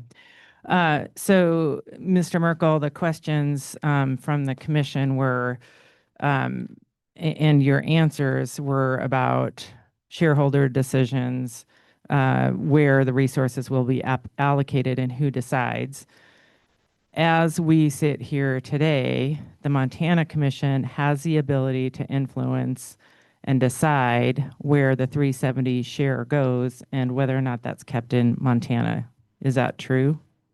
Madam Chair, objection that that misstates facts not in the, or it misstates anyone's testimony. It states facts which are not in the record, and it's irrelevant to this docket. If he knows, he can answer. Is that resource here in Montana or not? I'm going to sustain the objection and just note that I think it's labeled on the chart which utilities are regulated by the commission and which aren't. And I believe 370 PU right now is not listed as a regulated entity on that chart. And thank you, Madam Chair. I'll move on, but to just clarify that the 370 PU does fall underneath the Northwestern Energy Group, and it's, I believe, the commission's position that it at least is a pending docket in terms of what the commission's oversight of that is. Not to engage in argument, I'd like to move on with my questions of the witness. Thank you. Thank you. Mr. Merkel, so the impact of the merger would make that 370 PU share available to the entire enterprise-wide entity. Do you understand that to be true? I do not understand that to be true. And that's fine. We can move on, Madam Chair. Mr. Merkel, in your rebuttal testimony, you talked about the IRP and you were asked questions about resource allocation and cost of capital. So I just wanted to ask you, you talked about the IRP process. Are you familiar with that process? Madam Chair, again, objection. This exceeds the scope of the commission questions. I don't recall any commission questions about the IRP. There were numerous questions about planning and resources and allocation of capital. And my question is, doesn't the IRP set all of that out? And the intent of this line of questions is, was the IRP updated? And if so, I'd like to have that in the record. That's where I'm going. I have about 2 more questions.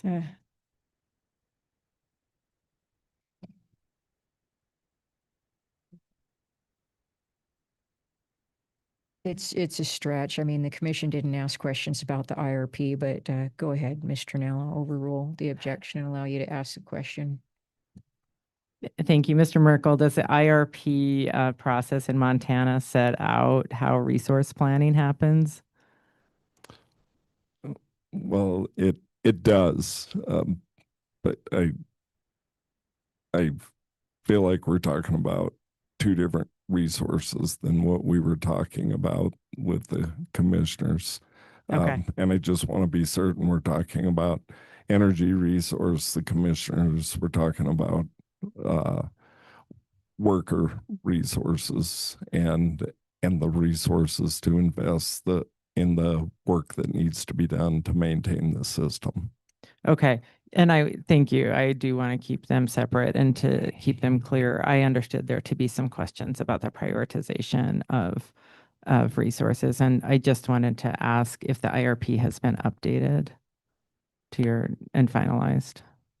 Yeah, we just completed a version, the most recent version of our IRP analysis and provided that to the public.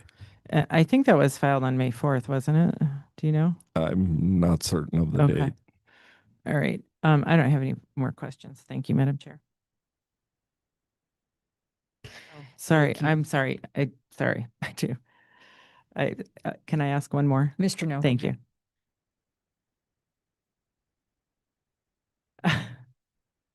Mr. Merkel, are you aware of the recently filed large load tariff and the framework that sets out returning choice customers to supply service? Madam Chair, again, this is outside the scope of commission questions.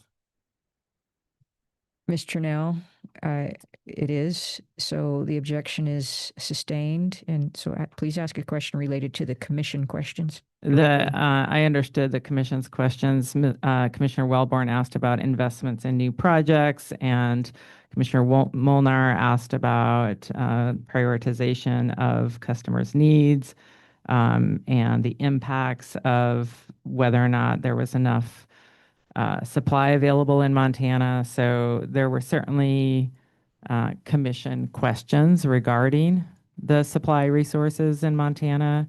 And my question is really limited to, does Mr. Merkel know the level of the large choice customers?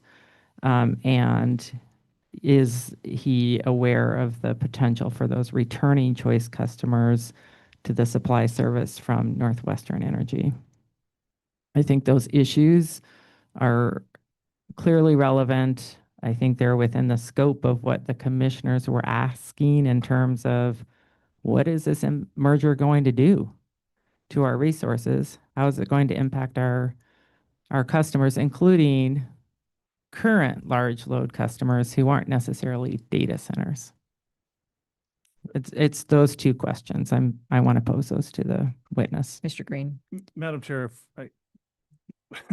we're arguing a question apparently which is now being withdrawn, and I'm fine if Ms. Trinnell wants to withdraw her earlier question and ask different questions, then there's no need for you to rule on the objection. But the question she asked was if he was aware of the large load tariff, which was beyond the scope of the commission questions.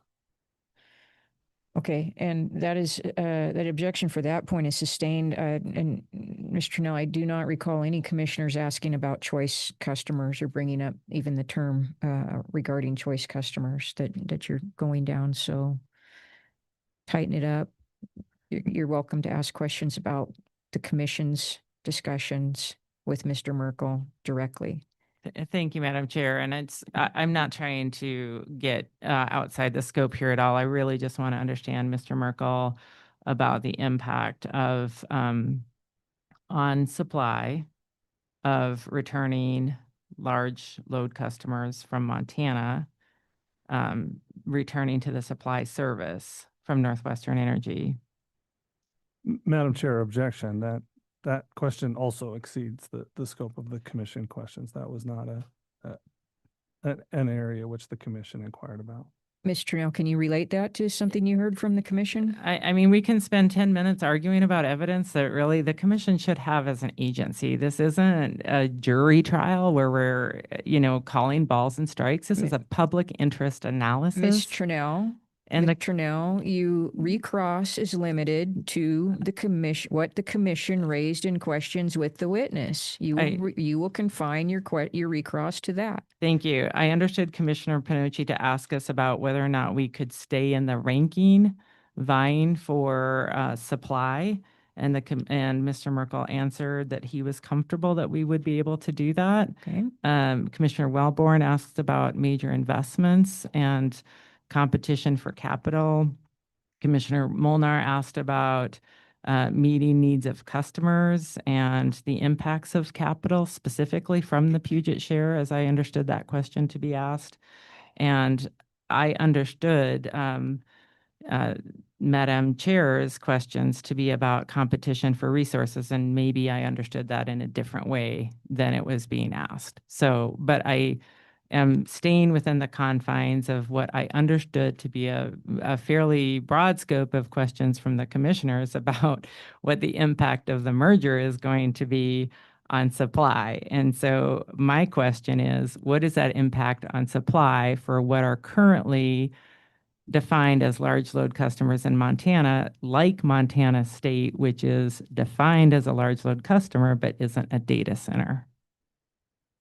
So that's what I would like to ask the witness, and I think it's within the confines of what the commissioner's lines of questions were about where capital is going to be allocated and how supply resources are going to be used. Mr. Green. Madam Chair, I have no idea how that ties back. I stand on my objection. That exceeds the scope of the commission question. The objection is sustained.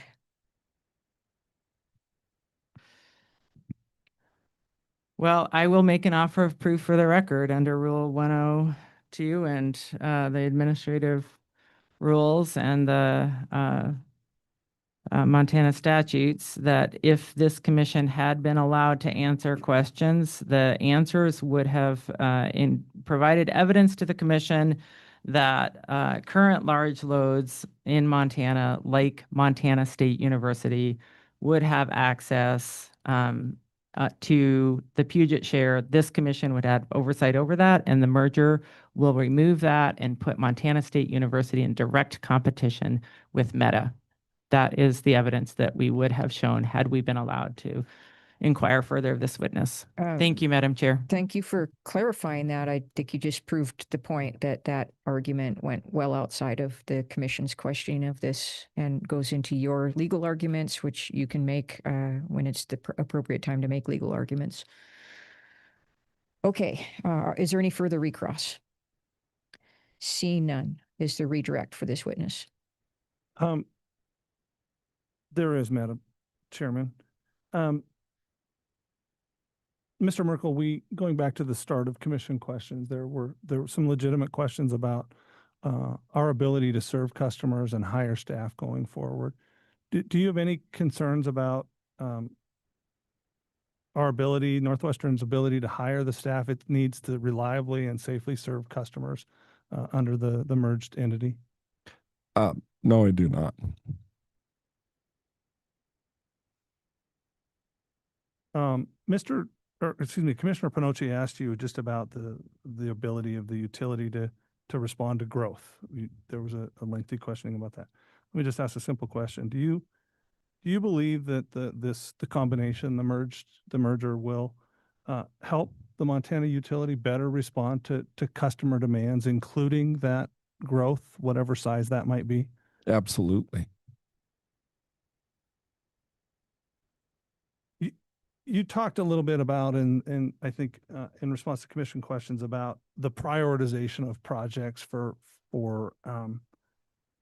the Montana utility. And excuse me, and I wrote down that you talked about that safety and reliability are the first priorities. Is that fair? Yeah, that's fair. That's what we look at first, serving our customers safely and reliably. And do you have any concerns that under Bright Horizon, we're going to have problem getting funding for projects that are necessary to maintain safety and reliability of the Montana system? No, I do not. There's been a lot of talk about the boards and the board's obligations.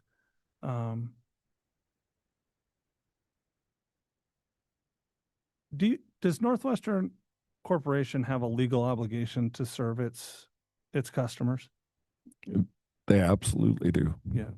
And does the board of Northwestern Energy Group have a fiduciary obligation to make sure that the corporation is meeting the legal obligation to serve its customers? Yes, they do. And will the Bright Horizon board have that same obligation? Absolutely.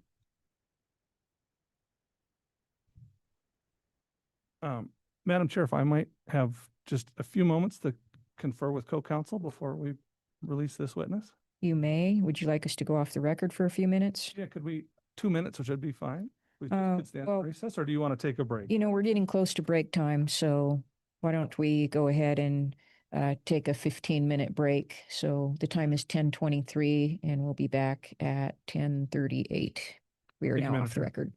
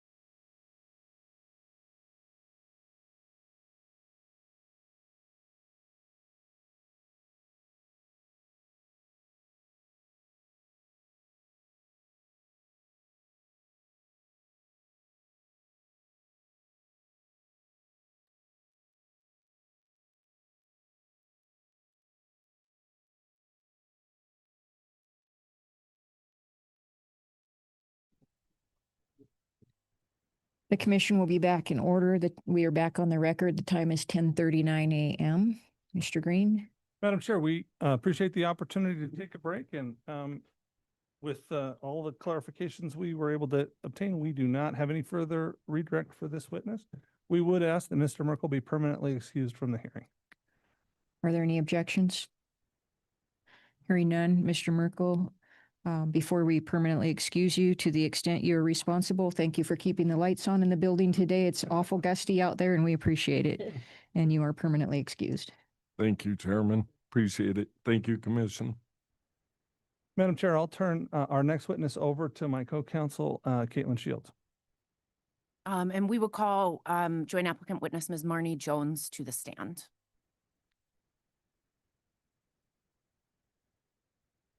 Ms. Jones, I believe you were in the room when we swore in witnesses the other day. Okay, thank you.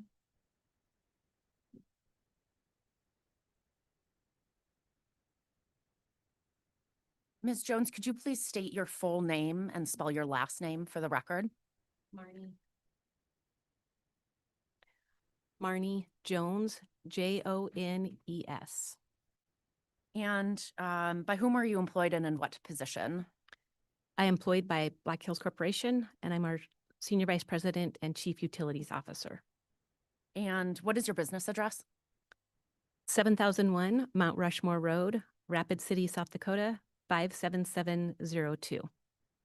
And on whose behalf are you testifying today? The joint applicants. All right. And what will be your position with the newly merged company? My title will be COO. And are you the same Marnie Jones who sponsored joint applicants or JA exhibits 14 and 15 in this proceeding, along with associated exhibits? Yes, I am. All right. I believe those have been admitted into the record already. If I were to ask you those same questions today, would your answers be the same? Yes, they would. So you have no corrections to your testimony at this point in time, correct? That is correct. All right.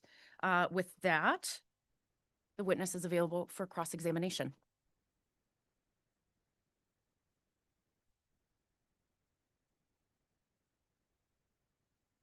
Yes, thank you, Madam Chair. And just for the commission's planning purposes, I do think that some of my cross will go into some confidential documents. And so I'll just try to reserve all of those for the end. And is that easier? Thank you. That would be fine. Okay, thank you. Good morning, Ms. Jones. I'm Monica Trinnell, and I represent 350 and Montana Farmers Union. How are you today? Good morning. Thank you. Nice to meet you.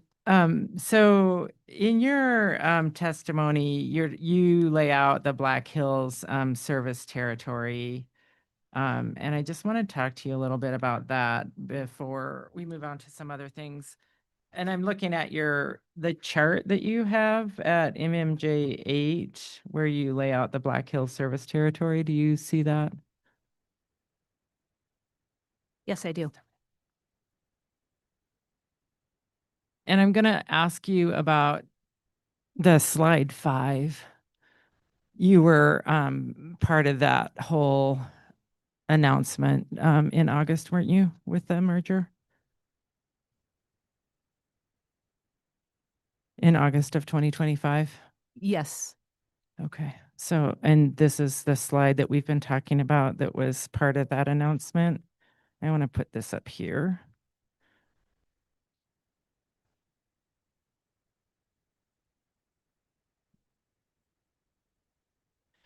And so this would be the combined service territory of the 8 states? Yes, that's correct. And you'd be overseeing that as the operations person? Yes, that's correct. Do you know where Donkey Creek Substation is? I am familiar with its general location. In Gillette? It is near Gillette, yes. And is that right here in east central Wyoming? The general location of Gillette is in east central Wyoming, yes. So if I put a circle right here, it's generally in that area? It is generally in east central Wyoming. Okay. And then is this orange rectangle down here, is that Cheyenne? Yes, it is. Okay. So if I circle that, that would be Cheyenne down there in the bottom of Wyoming, right? Yes, that's Cheyenne. Okay. And then do you know where Colstrip is? I am not totally familiar with where Colstrip is. Southeastern Montana, is that fair? Do you? I am not totally familiar with where Colstrip is. Okay, I'll put a circle there in eastern Montana, understanding that as a incoming chief operating officer, you're not completely aware of where Colstrip is. Is that fair? Objection to this line of questioning. I'm not sure the relevance of the various locations in Wyoming. The witness has already testified she's not sure where Colstrip is. So I feel we're moving fairly far astray from what the record in front of the commission is, as well as what this witness has testified to. Mr. Nell. Yeah, I will speak to the ongoing relevance objections that keep popping up as hurdles. The record in front of the commission over the last 2 days shows that these two utilities spoke with their shareholders at length about data centers, their reason to merge, and what this would look like regionally, operationally, strategically, what the generation would look like, what the transmission would look like. It was so important for their investors to know about this. It was due diligence that cost $60 million. This regulatory body should ask no fewer questions than the investors did. So Mr. Nell. I can move on. Okay. Unless there was going to be, I'm sorry. It seemed like you were tending towards badgering the witness by repeatedly asking her something she said she didn't have knowledge of. So Okay. that was the location of Colstrip that you were circling on your map. So just keep it to her testimony, please. Okay, that's fair. Thank you, Madam Chair. I appreciate it.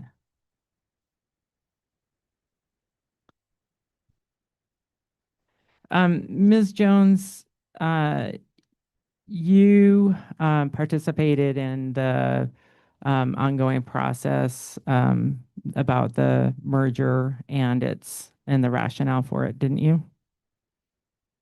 I've been part of the team that announced the merger, yes. Okay. And I'd like you to turn to tab 12 in the book, which is Admitted Exhibit 350 Montana 31. And this is the SEC filing that Black Hills made on February 6th. I'm there. Okay. And I'd like you to turn to probably about 8 or 10 pages in. At the bottom, it says page 71 in the center. And on the lower right-hand side, it says 90 of 343. Let me know when you're there. I'm there. Okay.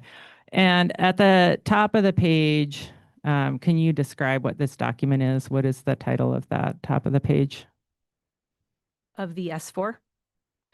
Yes, at the top of page 71. The header on the top of page 71 says recommendations of the Black Hills Board and its reasons for the merger. Okay, so this is your publicly filed document describing to your investors the reasons why Black Hills wants to do this merger, correct? It says these are recommendations of the Black Hills Board and its reasons for the merger. Okay. And then in the middle of the document there, it lays out the strategic considerations. Do you see that? Yes, I do. Okay. And this is what the Black Hills Board had considered in the factors pertaining to its strategic rationale for the merger, right? Yes, the Black Hills Board considered a number of factors. Okay. Can you read that second bullet where the italicized language is, please? Growing demand for data centers and other large load opportunities. Okay. And that paragraph goes on to talk about the Black Hills Board consideration of the effect of the growing demand of data centers, correct? I'm sorry, can you repeat your question? That paragraph under the bullet that you just read that says growing demand for data centers and other large load opportunities as a strategic consideration for the merger goes on to describe the Black Hills Board's reasons being the effects of the growing demand for data centers to merge, correct?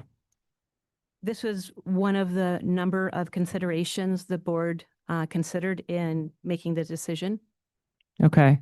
And one of the reasons set out in that first sentence there says, including associated load generation and transmission requirements. Is that what that says right there?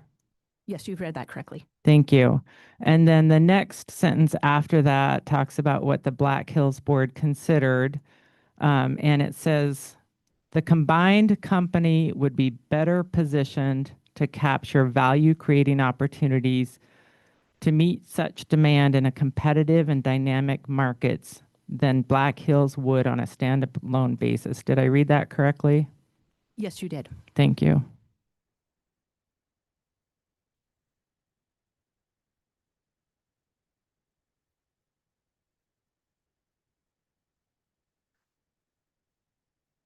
Ms. Jones, if you would turn to tab 10 in the book, please. I'm at tab 10. Yes. And do you have a tab 10 there? Yes, I do. Okay. And that has 350 Montana Exhibit 58. Do you see that? I do. Okay. And this is the press release that Black Hills issued last week, correct? Yes, that's correct. And this press release provides updates on the merger with Northwestern Energy and data center progress, correct? That's correct. Okay. And down on the bottom of this press release, the second paragraph from the bottom, your company, Black Hills' statement was that the data center pipeline is more than 3 gigawatts. Is that what that says there? Yes, our current pipeline is 3 gigawatts. Okay. And that includes 600 megawatts by 2030 in your 5-year financial plan, right? That is what currently sits in our 5-year financial plan. Okay. And that 600 megawatts is primarily driven by Microsoft's expansion of existing operations and Meta's new AI data center, right? That is what the sentence says, yes. Okay. And that last couple lines there talks about the recently announced intention by Microsoft to invest in 3,200 acres of land in Cheyenne, correct? Madam Chair, I'm going to object to this line of questioning as irrelevant to this docket. What Black Hills is doing separate and apart from this merger with respect to data centers is not relevant. I'd like some clarification about how I'm going to get double teamed here. If this is Black Hills witness, does everybody get to object to questions, or what is the rule here? Ms. Trinnell, the joint applicants are represented by the 4 counselors. Okay. And Ms. Trinnell, the objection is sustained, and I think you know the reason why. And it's been explained, I think, repeatedly, that to the extent the individual companies are working toward data center development that is separate and apart from the actual merger, for the most part, there are some correlations. So drawing on those correlations is fine, but going down into the specifics of the individual companies and the separation that exists now, this is where, again, we attempted and are going to continue to attempt to separate what's in the record based on relevance of the data, based on whether it has a tendency to make a fact that is of consequence to the commission's final decision in this matter more or less probable. So the individual pursuit of data centers by these companies is already well established. To the extent that it relates, that the data centers relate solely on, or a condition solely on the merger, is fair game. Thank you. Ms. Jones, does Black Hills currently have enough generation to serve 3 gigawatts of load? Black Hills. Objection again.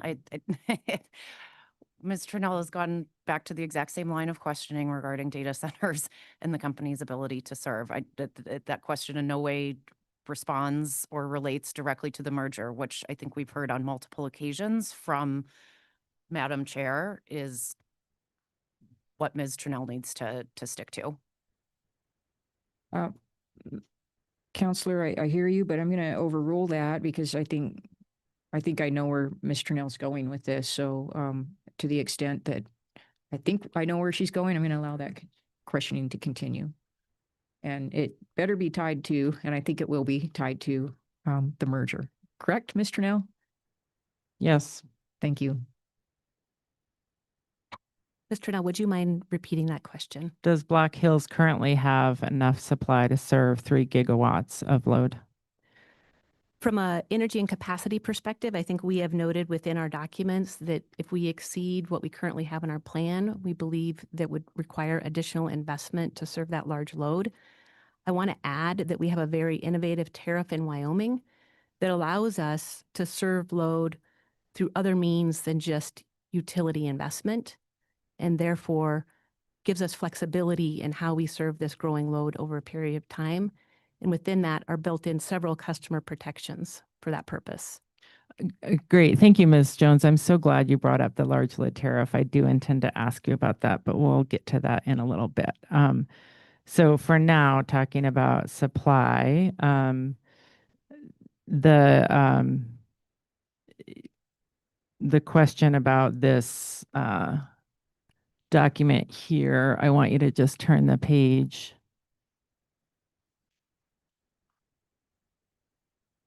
And Wyoming Electric is a sub of Black Hills, correct? Wyoming Electric is a subsidiary of Black Hills Corporation, yes. Okay. And one of the first quarter highlights for Black Hills is that on April 22nd, Wyoming Electric entered into a generation reservation agreement with a customer for a 1.8 gigawatt load, correct? We did enter into a generation reservation agreement. Okay, thank you. And are you aware that Black Hills made an SEC filing last week regarding that generation reservation agreement? I am not involved in the SEC filing. Are you aware that Black Hills made an SEC filing regarding the generation reservation agreement? No, I'm not. You don't have any knowledge about that? I do not. Okay. Who would? I guess I'm asking, which SEC filing are you referring to? The We filed filing, our 10Q.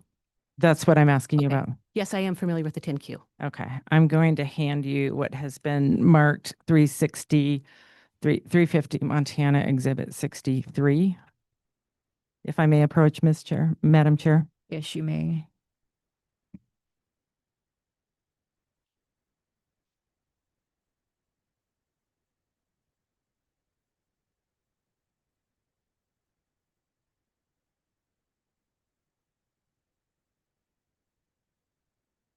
Ms. Trinnell, was this exhibit identified in your pre-hearing memo? No, it was actually, this is Into the microphone, please.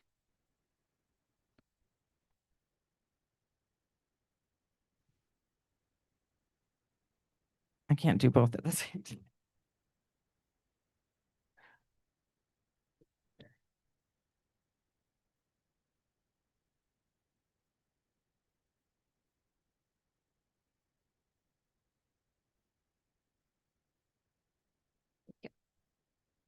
Pre-hearing memos were due May 1st. This document was created May 4th, and the utilities did not provide updates to data requests that sought these kinds of documents.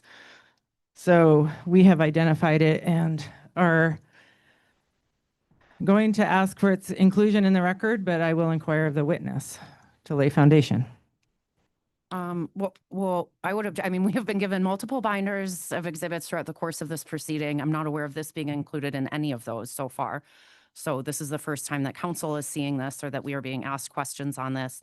I also didn't hear that it's being used for impeachment purposes. And then I'd further continue to object that the line of questioning continues to go to Wyoming Electric agreements to serve large load customers in Wyoming. I still have yet to see how this line of questioning relates to Black Hill's supply capabilities and the merger.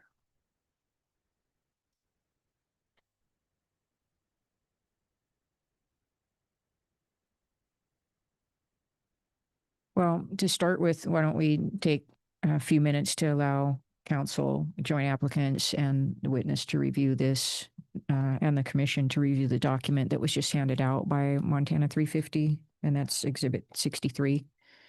Yes, and thank you, Madam Chair. If I might, it also appears to be a partial document. I assume it's probably quite a long document, but also want to note that it only appears to be selective excerpts.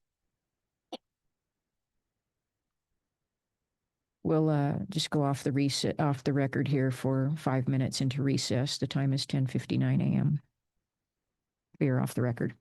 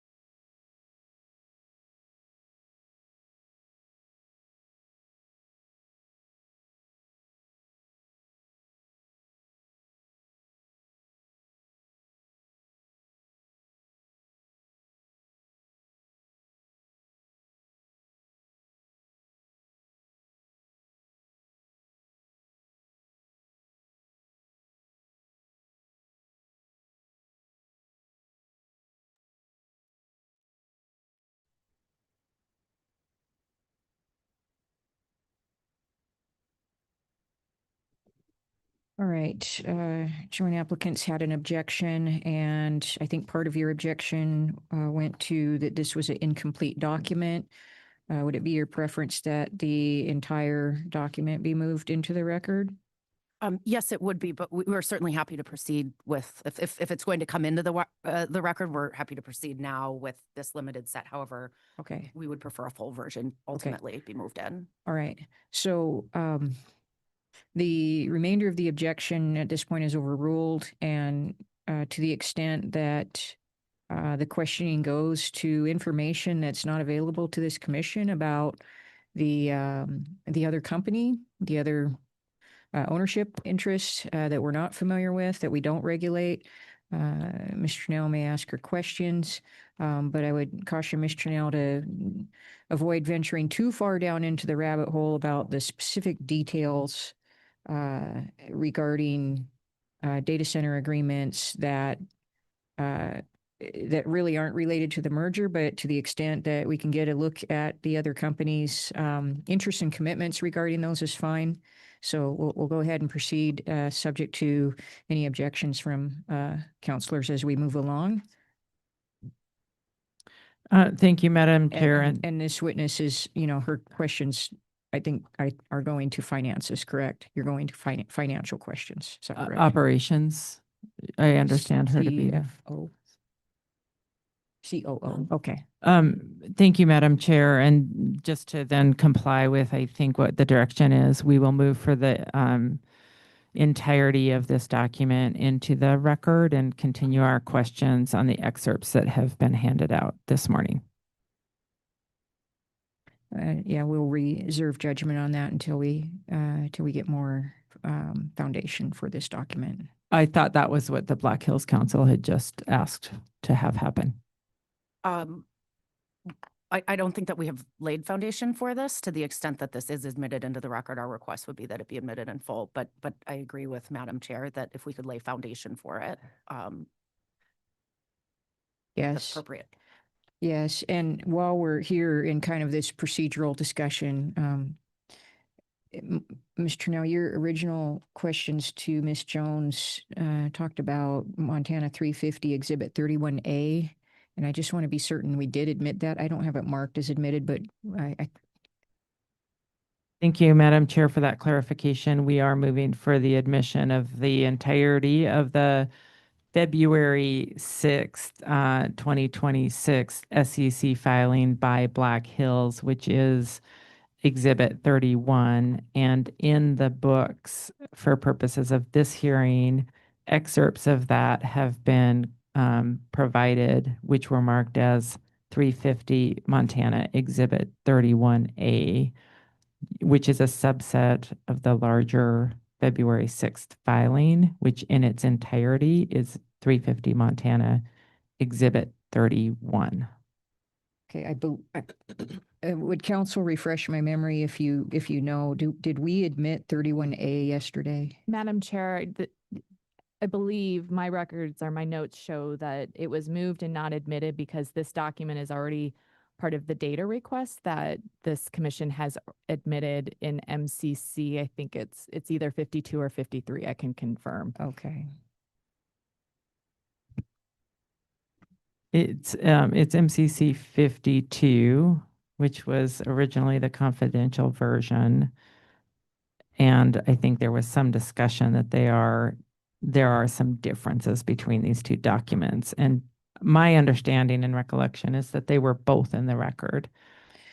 The original. Are there any objections to admitting 31A as it's been provided here in the exhibit folder? Yeah, for efficiency's sake, no objection so long as it's the complete document. Just to make sure it's admitted, 31A is admitted.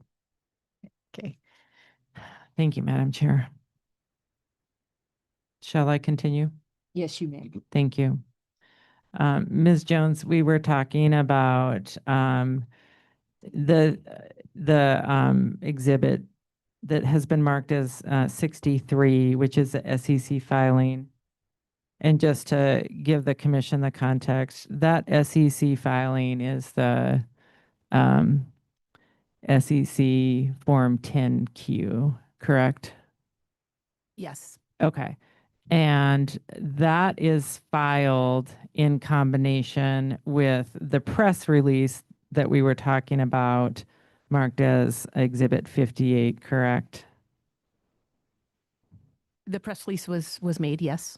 Okay, and then what happens along with that is there's an investor call where you talk about what you have just filed with your investors, correct? Yes, that's correct. Okay, just so we have the mechanics of how this works for the commission. And so you were on the investor call when with Black Hills talking about this filing, correct? Yes, we had hosted an investor call. And you were on that call? Yes, I was. Thank you. And you know what this SEC Form 10Q is, correct? Yes. Okay. I will move for the admission of the publicly filed Black Hills Form 10Q filed with the SEC around May 6th of 2026. Marked Exhibit 63.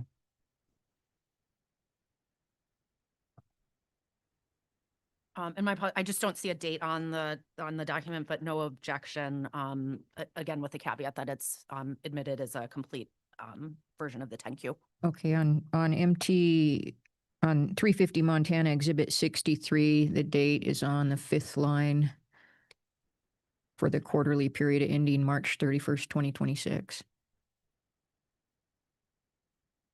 Thank you. I'm not raising an objection necessarily. I just can't see the date. There we Okay. go.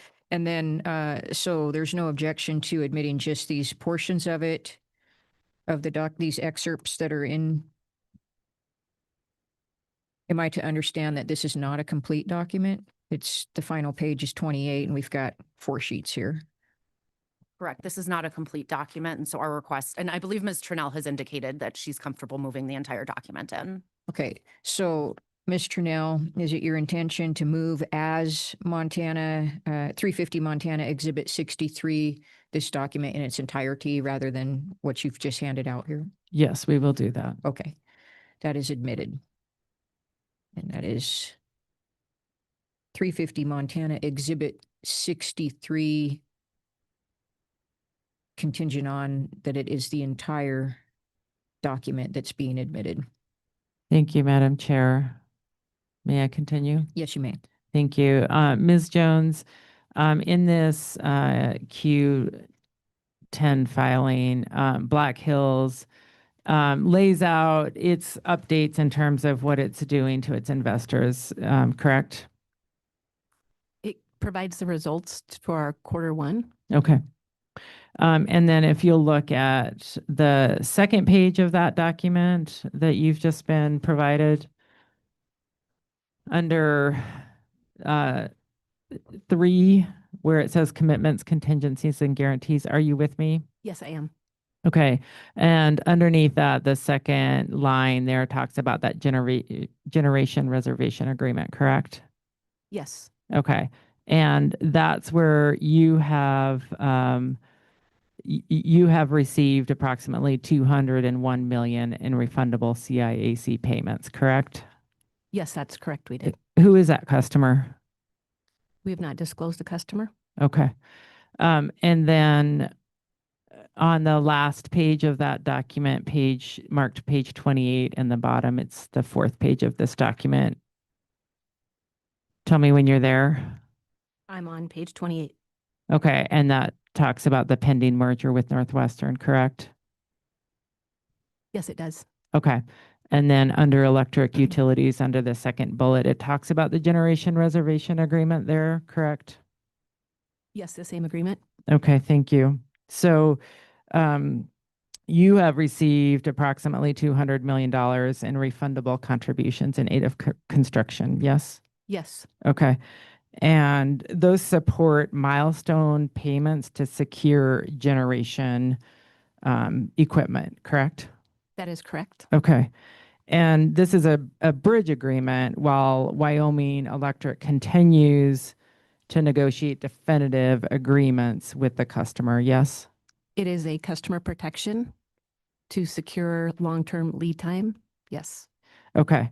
So this isn't an abstract future thing. Black Hills is taking concrete steps to prepare generation resources for this very large load, right? Say we are still working through negotiations with an ultimate end customer. We are aware that there's long lead time items required, and we've secured those through this, through our vendors, and are protecting customers with the refundable kayak. Yes, and this is more than just a general expression of interest, isn't it? This is something you're actively pursuing, correct? We are actively negotiating. Okay, and just to clarify, this customer is a 1.8 gigawatt facility, correct? The 1.8 is what the expected load of the facility could be.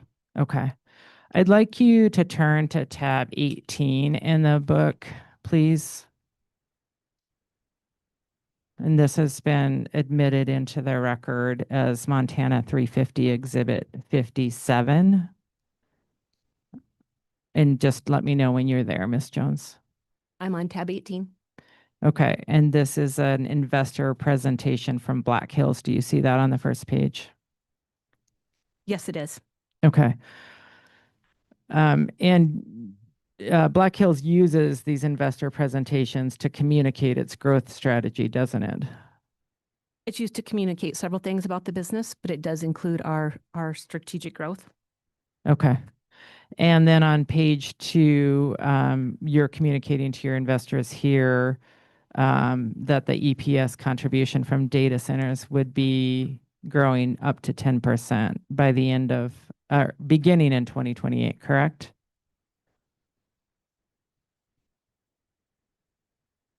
Yes, that is correct on slide 3. Is that? It's page 2 of 9. That's correct. Yes. Thank you. And that's driven by 500 megawatts of data center load by 2029, correct? Yes, that's correct. Okay. And then if you go to page 4 of that slide,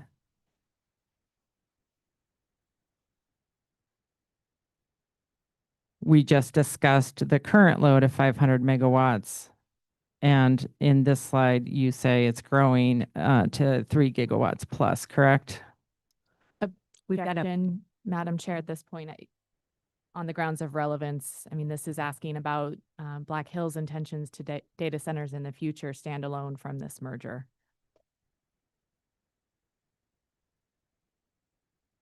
Mr. Now. No, I actually don't think that's the case, and I would like to inquire of the witness exactly as to those points. So if I may continue, I think that is exactly the question. Can Black Hills do this without the merger? Oh, that's a fair question. Thank you. Overruled. And Mr. Now, before you go on, when you started questioning the witness on this exhibit 57, you said it had been admitted, and my notes don't show that on this exhibit. Was it admitted as part of a data response or something? I'm getting fuzzy on which witness it was that we talked about this with, but we did talk about the December Black Hills presentation. I think it was Tuesday afternoon. I just don't have it noted as admitted yet, so when you're ready, you can. I'll move for the admission of Exhibit 57. It was my understanding it had been already in the record. I'll move for the admission of this exhibit. Are there objections? If we could clarify that the witness is familiar with this particular document for foundation purposes first. Mr. Now, can you do that? Ms. Jones, are you familiar with this document as an investor presentation that Black Hills made to its investors in December of 2025? Yes, I am. I move for the admission of 350 Montana Exhibit 57. No objection. And so long as this is a complete version of the document, which I have not. Oh, it's not a complete version of the document. So again, we would request that the complete version be admitted into the record. We're happy to have the complete versions of these in the record. Some of these documents that we're talking about are fairly voluminous, and we were trying to create a workable binder for purposes of the hearing. Thank you. That makes sense. We'll go ahead and admit 350 Montana Exhibit 57, but the slide presentation dated December 2025 is admitted in its entirety. Thank you. And for clarification, I believe that this may have been provided to MCC 53 as discovery. So I do think some of these may also have come in through discovery, in which case that might save us some paper from needing to be printed. Thank you. It's provided as a link in response to MCC 53. There are a number of links, and that is the data request that it is our position that the joint applicants have an ongoing obligation to update and supplement, and all of the information from last week should have been provided to us and wasn't. But yes, that is correct. This is one of the links provided in response to MCC 53. Okay, thank you. May I continue, You Madam may. Chair? Thank you. Ms. Jones.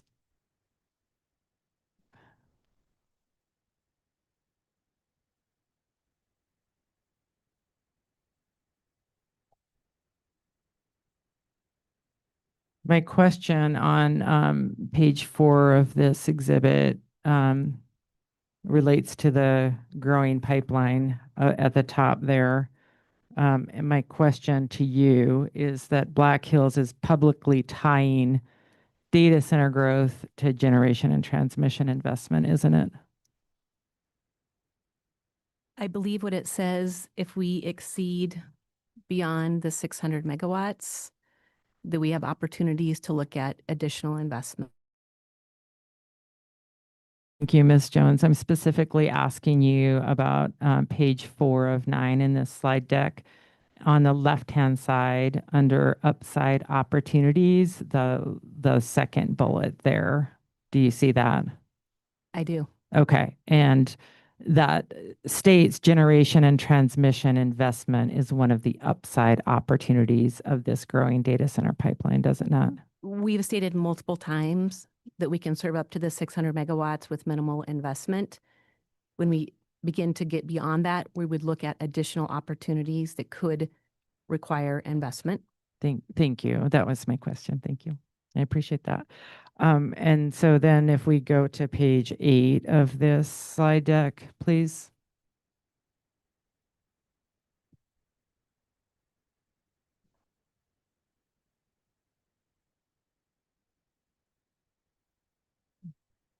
Well, we'll stop at slide 6 of this. And that says at the top, that's the merger with Northwestern and the benefits, correct? Yes, I see page 6. And is the title of that the merger titled Merger with Northwestern Benefits Stakeholders? Yes, that's the title.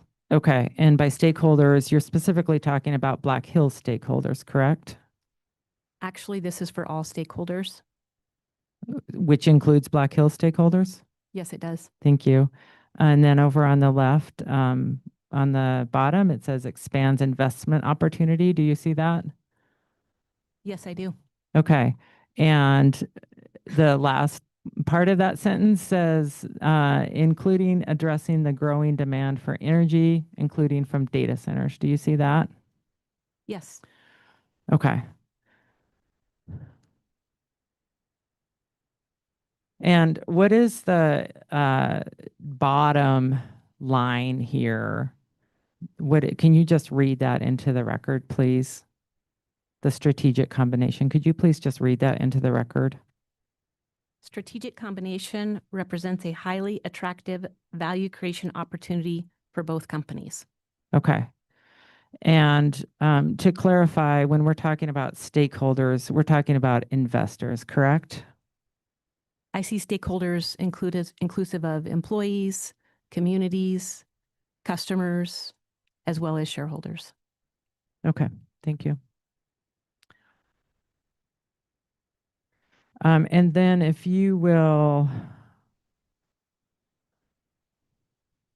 go to the next page of this deck, the Ready Wyoming project, that's the transmission project that's ongoing in Wyoming, correct? This project is complete. It's completed. Yes, this project was placed in service at the end of 2025. Okay. And if you'll go to the next page, page 8 of 9, that's what you just told me, right? Is that it was on, so in this slide deck is dated December of 2025.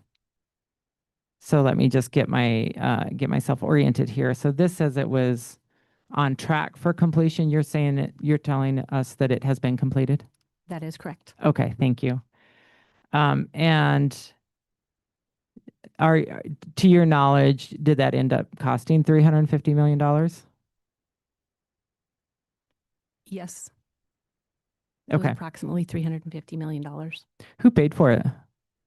So this transmission line was built to offset costs from third-party transmission that we had been paying for third-party transmission through Western Area Power Authority, and we constructed this in an effort to reduce the volatility of transmission costs and better serve our customers. This will be paid for by the retail customers of Wyoming within the service territory of Cheyenne. Okay, and are those data centers? Microsoft, we have been serving Microsoft as a data center in Cheyenne for the past decade. Microsoft is part of that. Okay, and then on the map on the right, does that show that Ready Wyoming transmission project going from Cheyenne to Gillette? No, actually, the Ready transmission line went from Cheyenne up to the highlighted area near Casper. Okay, and Casper's over on the right-hand side of this map? The Or left-hand I'm sorry. side. Okay. Okay, so this connected Cheyenne to Casper. Is that right? Is that what you're saying? Yes, Okay, and then Casper already had a line going up to Gillette. Is that right? that's correct. Okay. Through different ownership. Oh, okay. So I'm sorry, just you're helping me understand this. So the area that's highlighted there in the orange, that's the Ready transmission line that goes from Cheyenne to Casper. Correct? Yes, that's correct. And Okay. off to the right as well. Okay, thank you. And could you read the fourth bullet about that 260-mile line, please? Support economic growth in Wyoming and attract data center and blockchain customer growth. So that was a purpose for this electric transmission project. Absolutely not. Okay.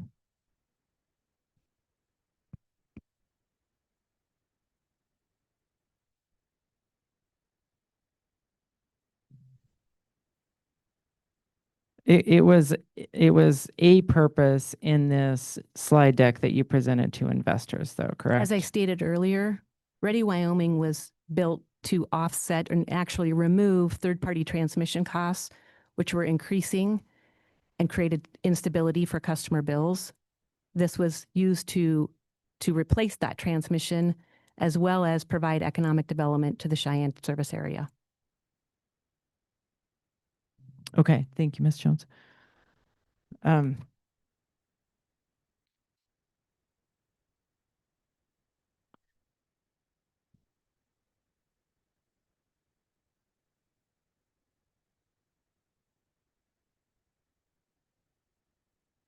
the merger that you're asking this commission to approve, it would put Northwestern into this combined enterprise with the Black Hills, Wyoming electric system, correct?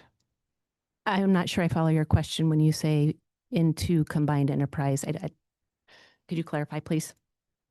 Sure, it's just Northwestern would be a part of this enterprise, wouldn't it? Northwestern would be a direct subsidiary of the newly named Black Hills Corp, which would be Bright Horizon Energy. Okay.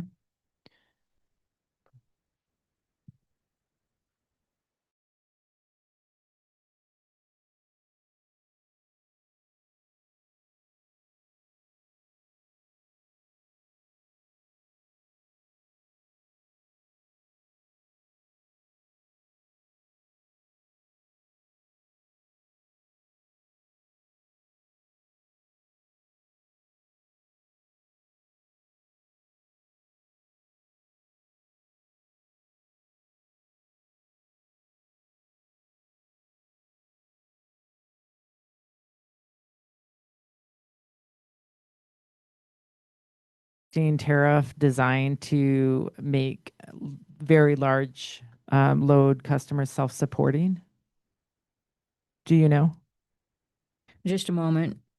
Our technician needs us to stop for a moment. We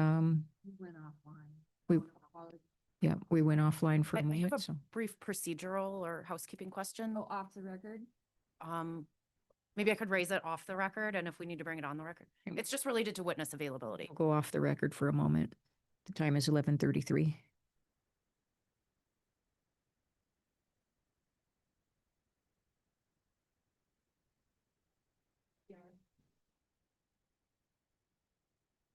Okay. And I just wanted to preview, Ms. Nooney is going to be on a plane this afternoon. She will likely be leaving here at 12:30 today. So I don't know that, I don't know if she needs to come, if she needs to be brought back onto the stand, but I just wanted to alert if there's any reason that we need her on the stand in person, that her availability is somewhat limited. She will have some time to reappear virtually, I think either later today or tomorrow, but. Okay, the time is 11:34. We are back on the record. And is there any objections to permanently excusing Ms. Nooney? I had only wanted to be able to ask follow-up questions on the NOLs if needed, and I'm happy to do that remotely if tomorrow, if she can be available remotely whenever she's done flying, or tomorrow morning. Can the witness be available tomorrow remotely? Yes, tomorrow morning, and we are certainly happy to work with the commission and Ms. Trinnell and everyone here in scheduling a time. if everyone's Okay, willing. we also have Ralph Smith from Montana Consumer Council's witness scheduled for tomorrow morning as well. So we'll just reserve time for both of them tomorrow morning. All right, so Miss Nooney is excused for this afternoon, temporarily excused, and we will look forward to seeing you tomorrow. Have a safe flight. Thank you. Okay, Ms. Trinnell, you may continue. with your Thank witness. you.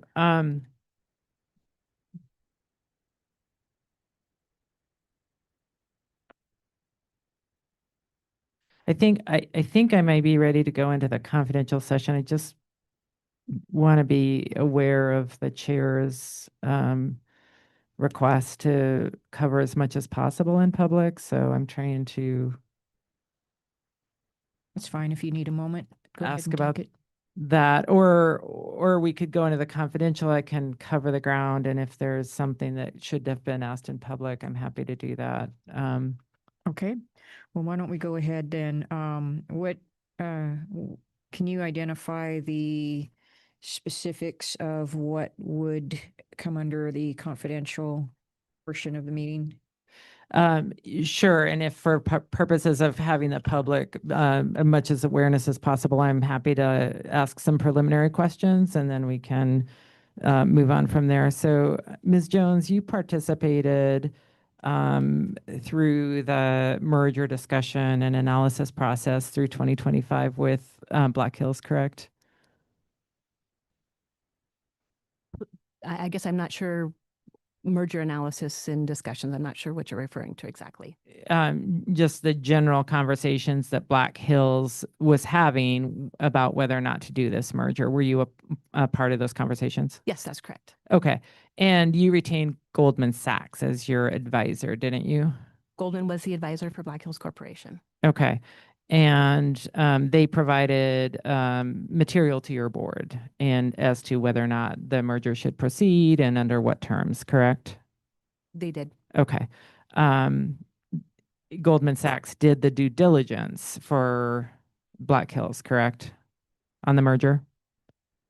I would maybe say it a little differently. They have been our advisor. Okay. Fair. And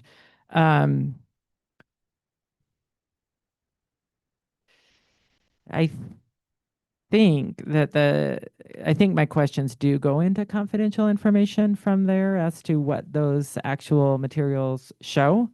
And so that would be the next line of questions that I would request that the hearing room be closed so that I can examine Ms. Jones on the materials as to what those confidential materials that Goldman Sachs provided regarding the merger and why it would be a good deal for Black Hills. And Madam Chairman, if I may, that is correct that most of those banker decks were provided under confidential protective orders. So our preference would be that we move forward in confidential session. To the extent that we can parse out any public information that's appropriate to revisit, we'd be happy to do that. Okay.